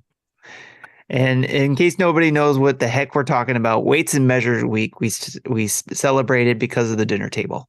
It started out as a joke, and we ran with it. We just ran with it. Chris HL94 asks, should the Mario movie move up the release date 1 day to April 4th, the 39th anniversary of the release of the original game? You know what? It is quite possible that movie could be out somewhere on April 4th. Oh, it's going to be out somewhere at midnight on or April 4th. Just before midnight. Yeah. And I'm not talking about in a theater. Yeah, it'll be on Pirate Bay. So are they going to move it up? No, they won't move it up, but they already did 1 day. So, but they can always do something on the 4th to get ready for the 5th. All right, Hoots. Go ahead. No, I agree with that. Okay. Hoots asks, you guys have inspired me to buy an Elgato capture card. Got any tips for the first-time streamers? Yep. Keep doing it. Keep doing it and hide your viewer counts. Do not make content. Do not make content just for viewer counts. And be consistent. Play with your like and ignore the trolls. Yes. If you're going to stream, pick a day that you know you can do it the same, whether you do it once every week, once every 2 weeks, once a month, whatever. Just make sure it's all of our problems. We don't have a schedule for that other than the show. Other than the show. I try to do something like if I have a new game coming out, I try to stream it on the weekends. Like I streamed the first hour of Meg's Monster last week. I plan on streaming Metroid Fusion this weekend, and do a recording for another game that I can't talk about until Tuesday. So that video will come out on Tuesday. Redacted. Game redacted. Right. All right. Hopefully that was very helpful for you. And also, Hoots, go check out our friends over at Nintendo Pals and All In Podcast. They also have some great advice for you on what to do as well. So they are very good at the streaming. Yeah, they are great at streaming. So if you want some good streaming advice, go talk to those guys too. Absolutely. Frosticles 43 asks, if money was no object, what would be the one gaming related item you would like to own? This could be a valuable game, console, collector's item, statue, or memorabilia, you name it, as long as it's games related, purchasable, and exists. Mine would probably be a Virtual Boy. That's my original. If you would have asked me this a year ago, I would have said the Famicom Disk System. That's no longer a want because I own one. You've got it. So I need a new want. So I'll pick Virtual Boy and its game collection, of which is 11 games. Yeah, 15 it's not much. Japanese exclusives. It's less than 20. Yeah. For me, I'm gonna say that's gonna be you said money's no object, all right? So it's going to be Nintendo. I'm just gonna own the company. Dang. You are the new Yamaguchi. You win. You win. You said no. No, that's a crap answer. That's a showers of turds answer. Let me give you a real answer. If money was no object and I was able to, it would be a dedicated gaming room added to my house that had all of my console, like every Nintendo console ever made, organized in shelves with games plugged into appropriate TVs to play them in. So CRT TVs or OLED TV with all the cables and hookups, all the games I wanted, and a board game table with all the board games I wanted. So I've got to include that. So my own Nintendo dads get together is at Marty's house. My own Nintendo man cave. That's what I want. There you go. Mine would be, again, because of the money no object, I would be the executive producer for a Metroid movie or potentially TV show. Okay. Like series. I love it. You two went way out than I did. Yeah. That's what Jesse's just like, just a Virtual Boy. I'm dreaming. No money's no object. I'm gonna be, I'll be executive producer of the next Metroid. I've always said I don't have much of an imagination, so I'm okay with this. I'll do a trilogy movie. I'll do the season series or whatever we decide. With my creative crew on, we'll come up with. Then you'll need another M miniseries. Yes. A whole episode dedicated on a pixel hunt. You're welcome. All right. Great question. That was fun. When I read that earlier, that was the first thing I thought was be like something with Metroid. I'll be executive producer. So, all right. TK03. Like Marty, I'm a huge wrestling fan, and I have a question for him. What did you think last Friday with that in-ring promo between Cody and Roman? Personally, thought it was solid gold. I have so much hype leading up to the title match at WrestleMania. I have no idea what he's talking about. I didn't watch that. What he's referring to is a in-ring interview or in-ring promo stare down between Cody Rhodes and Roman Reigns, and just for relationship to other roads. This is the road the Thun. Okay, Cody Rhodes, baby, he gonna win the title at WrestleMania, bring it home to. This is third generation Rhodes. Second. This is the Rhodes that was father son. He's related to Goldust. Dustin Rhodes is who played Goldust, is Cody's brother, much older brother. Yeah. Okay. I thought that was an older one. Maybe Dusty Rhodes had two sons, Dustin and Cody, And so Dustin was around for a while. He found great success in WWE as the Goldust character. Cody Rhodes came to WWE. Ironically, Cody Rhodes' very first character was just him. Green boots, green tights. The boots had a golden Triforce on them because he's a huge Zelda fan. But Cody went on to found AEW, which is now the top competing wrestling company against WWE. And due to some things, he's now back at WWE. I think partly because they probably offered him a title reign for him to come back, and also a dump truck full of money. Right. And so he came back last year and suffered a really devastating pectoral injury. Like his whole chest, right side was blue and purple and dark red. It was very, very bad. Surgery was required to reattach. And so he's been out. He came back this year. He won the Royal Rumble, which guarantees him a title shot at WrestleMania. But also in this whole thing, there's been this huge, for the first time in a long time, WWE has engaged in long-term storytelling. When I mean long time, like a year's worth of storytelling leading up to Roman Reigns' group, the Bloodline, basically holding every title, major title in the company. And somebody's got to take them down. So they had this guy named Sami Zayn who became an honorary member of the Bloodline and then turned on them. And the crowd loves him. He is awesome. But I wanted it to be to answer this question. I'll say this just because I know there's probably people who are like, I don't care anything about this. But anyway, TK, I wanted to see Sami Zayn be the one to take the title off Roman. I wanted him to take one of them and Cody take the other.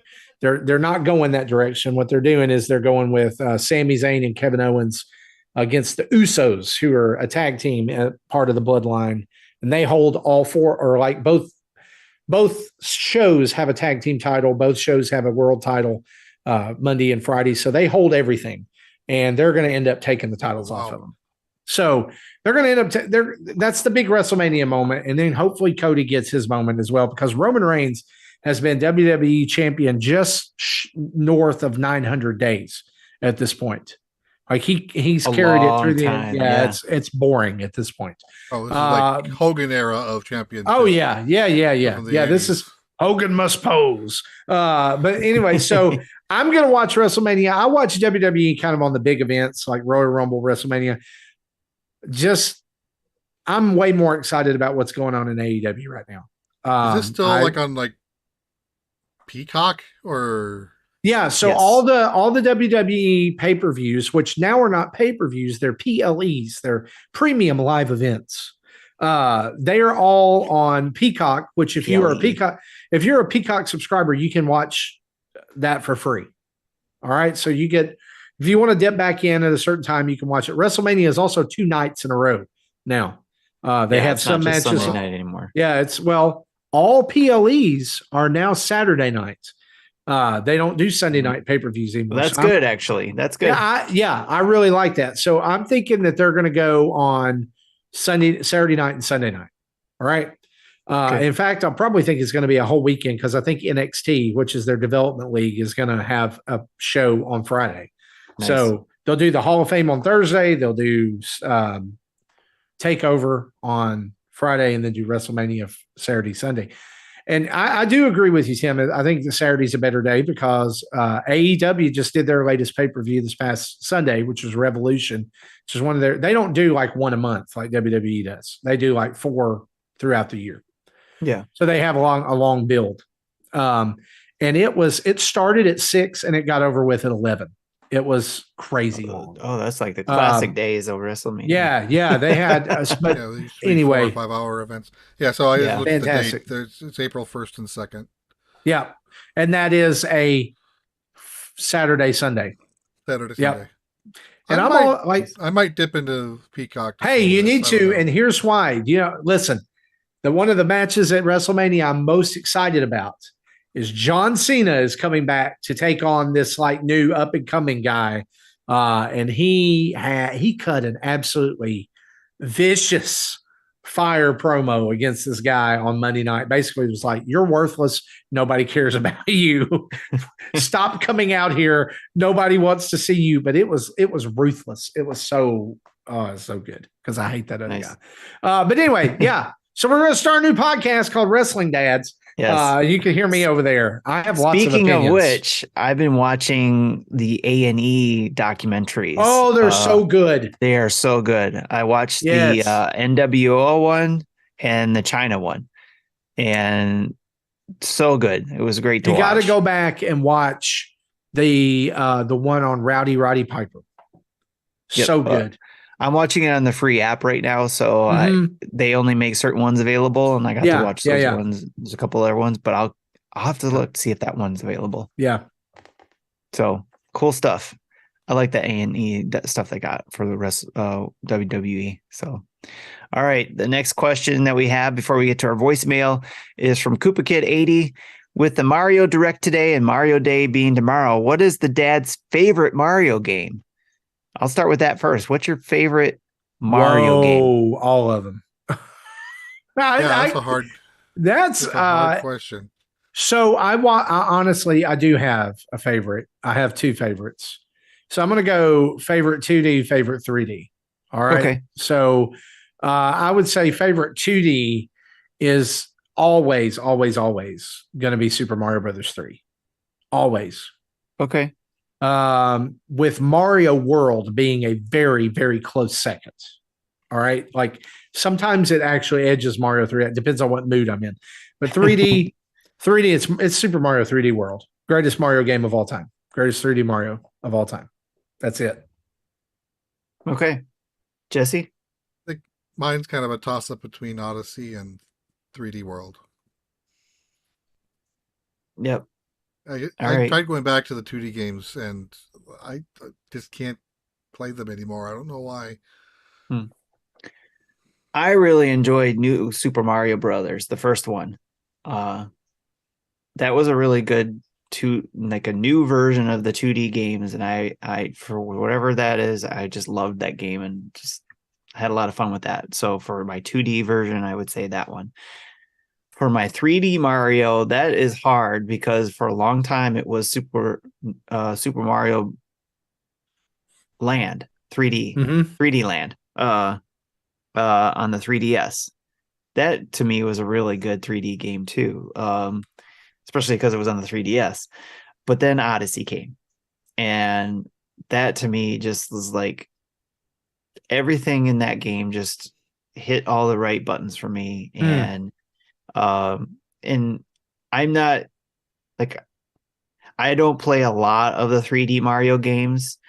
Like, I really couldn't get into 64. I couldn't get into some of the other ones, but Odyssey was one that really stuck out to me. So I think that's my favorite 3D one. And Frendo says Mario is missing. So the next question is favorite Mario RPG. So like Paper Mario or Mario and Luigi games. I'm going to have to say it's Super Paper Mario for the Wii. And the reason for that is I know some people don't like kind of classify that as an RPG, but I think it is. That game came out the day my son was born. Nice. And so I will always remember like coming home and like sitting on the couch with him swaddled up, me and my wife both going through Super Paper Mario. Nice. It was just, there's so many like memories of life that surround that title for me. That'll do it. Jesse, you got one? I think Bowser's Inside Story. That would be a close second. It's a good one. I actually didn't get to play that one. Because I was going to say Superstar Saga is my favorite. So that would be Mario and Luigi. Superstar Saga. I remember trying to play that on the GBA and for some reason couldn't get into it. But when the 3DS remake came out, I played through that one. Nice. Okay. Favorite Mario villain? Ooh. Awful. From said Bowser's Inside Story. And I think the other game you meant. Superstar Saga. He's in Superstar Yeah. Saga too, right? Yeah, it's God, his Bad dialogue. noise. His dialogue is so good. Man, it's always going to be okay. Okay. Don't get me wrong. Bowser's great. But going back to Mario 3, it's the Koopa Kids.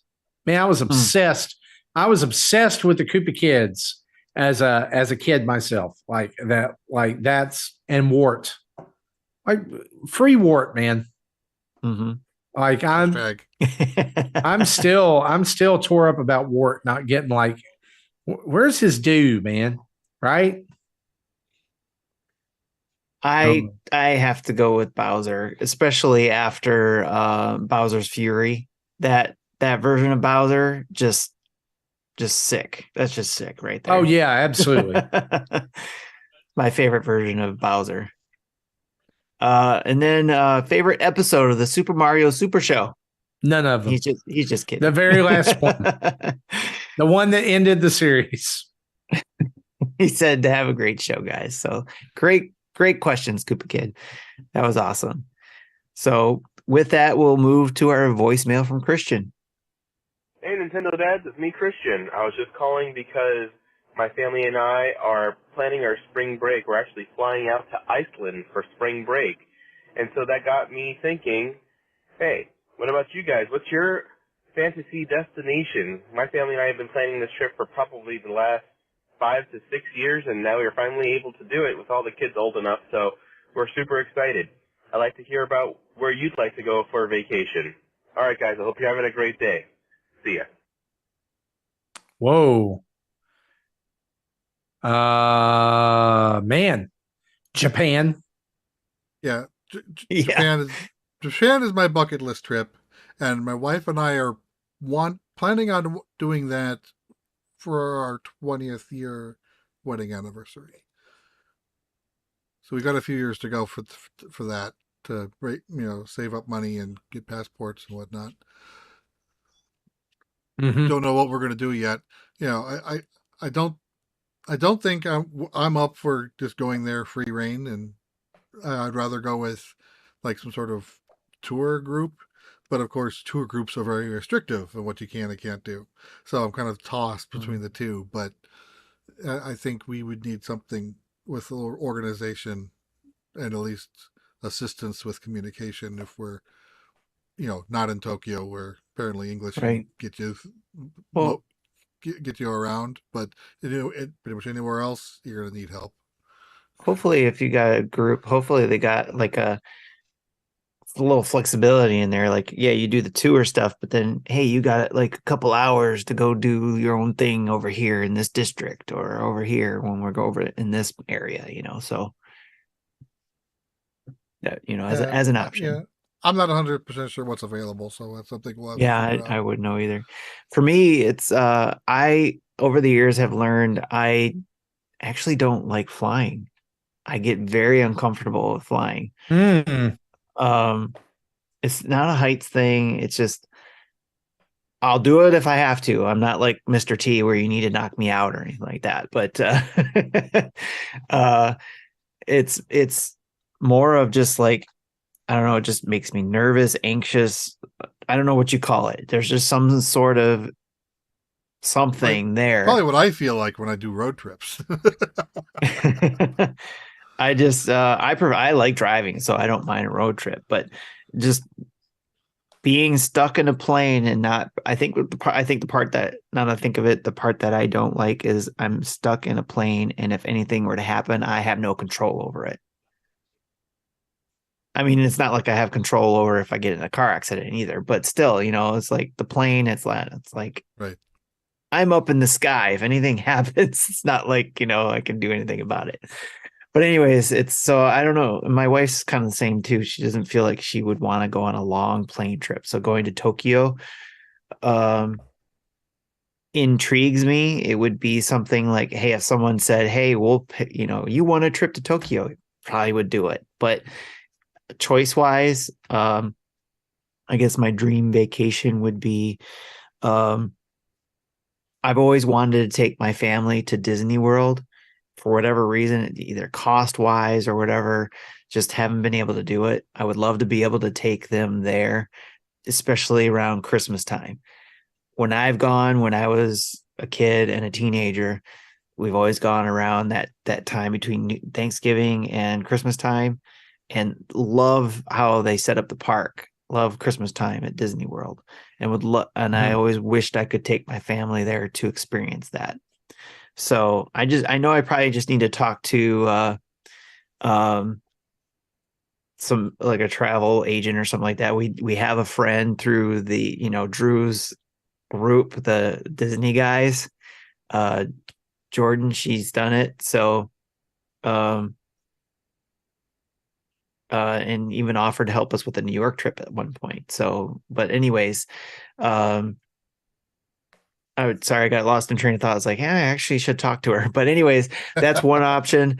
But then the other option is a few years down the line, after Mario World opens up in Florida, that would be awesome to be able to take the whole family to Universal Studios to do everything there in the Florida version, because it's huge, to be able to do the Hogwarts and all the different movie things over there, and then including the Super Mario World there would be super cool. Yep. So great question, Christian. Well, that's it from the community. On to you, Marty, to close out the show. Yeah, so that's episode 417 of Nintendo Dads. We want to thank you for hanging out with us on the recording tonight or today or whenever you're listening to that. And as we close out we want to say a huge thanks to our Patreon producers, Dave Ernsberger, RJ Kern, and Jacqueline Amira, as well as to our other 90 plus patrons who help make all of this happen. Guys, teamwork makes the dream work. And if you'd like to help make the dream work, you can hand over to patreon.com/Nintendo Dads and join up and be part of a special group of people that are the best community on the internet. You guys win. You're awesome. Also, a huge shout out to our 15 Twitch subscribers and over 1,400 Twitch followers, and a shout out to our almost 6,700 YouTube subscribers. Thank you, guys. Seriously, we say this every show because we would not be here if it wasn't for you. So thanks for listening. Thanks for watching.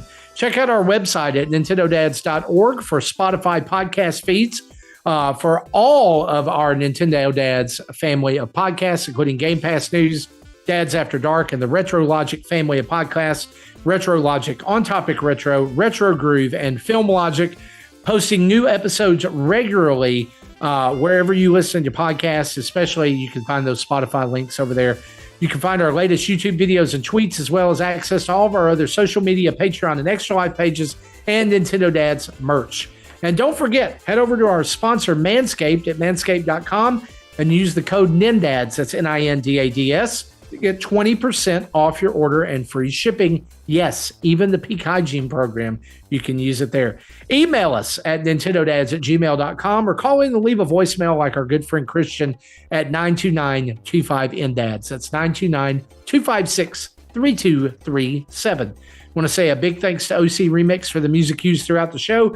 A reminder, wherever you download us and listen to us in your podcast app of choice or podcatcher or whatever you want to call it, please go and leave us a 5-star review and write some comments about the show. It helps other people find us. It helps people discover all the goodness that's here, right in this general direction with all of us here at Nintendo Dads.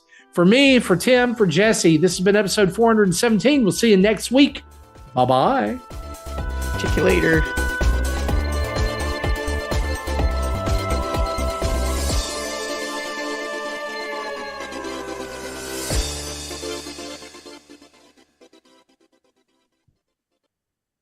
Thank you for listening to Nintendo Dads. We sound like the goddamn Nintendo Dads all of a sudden.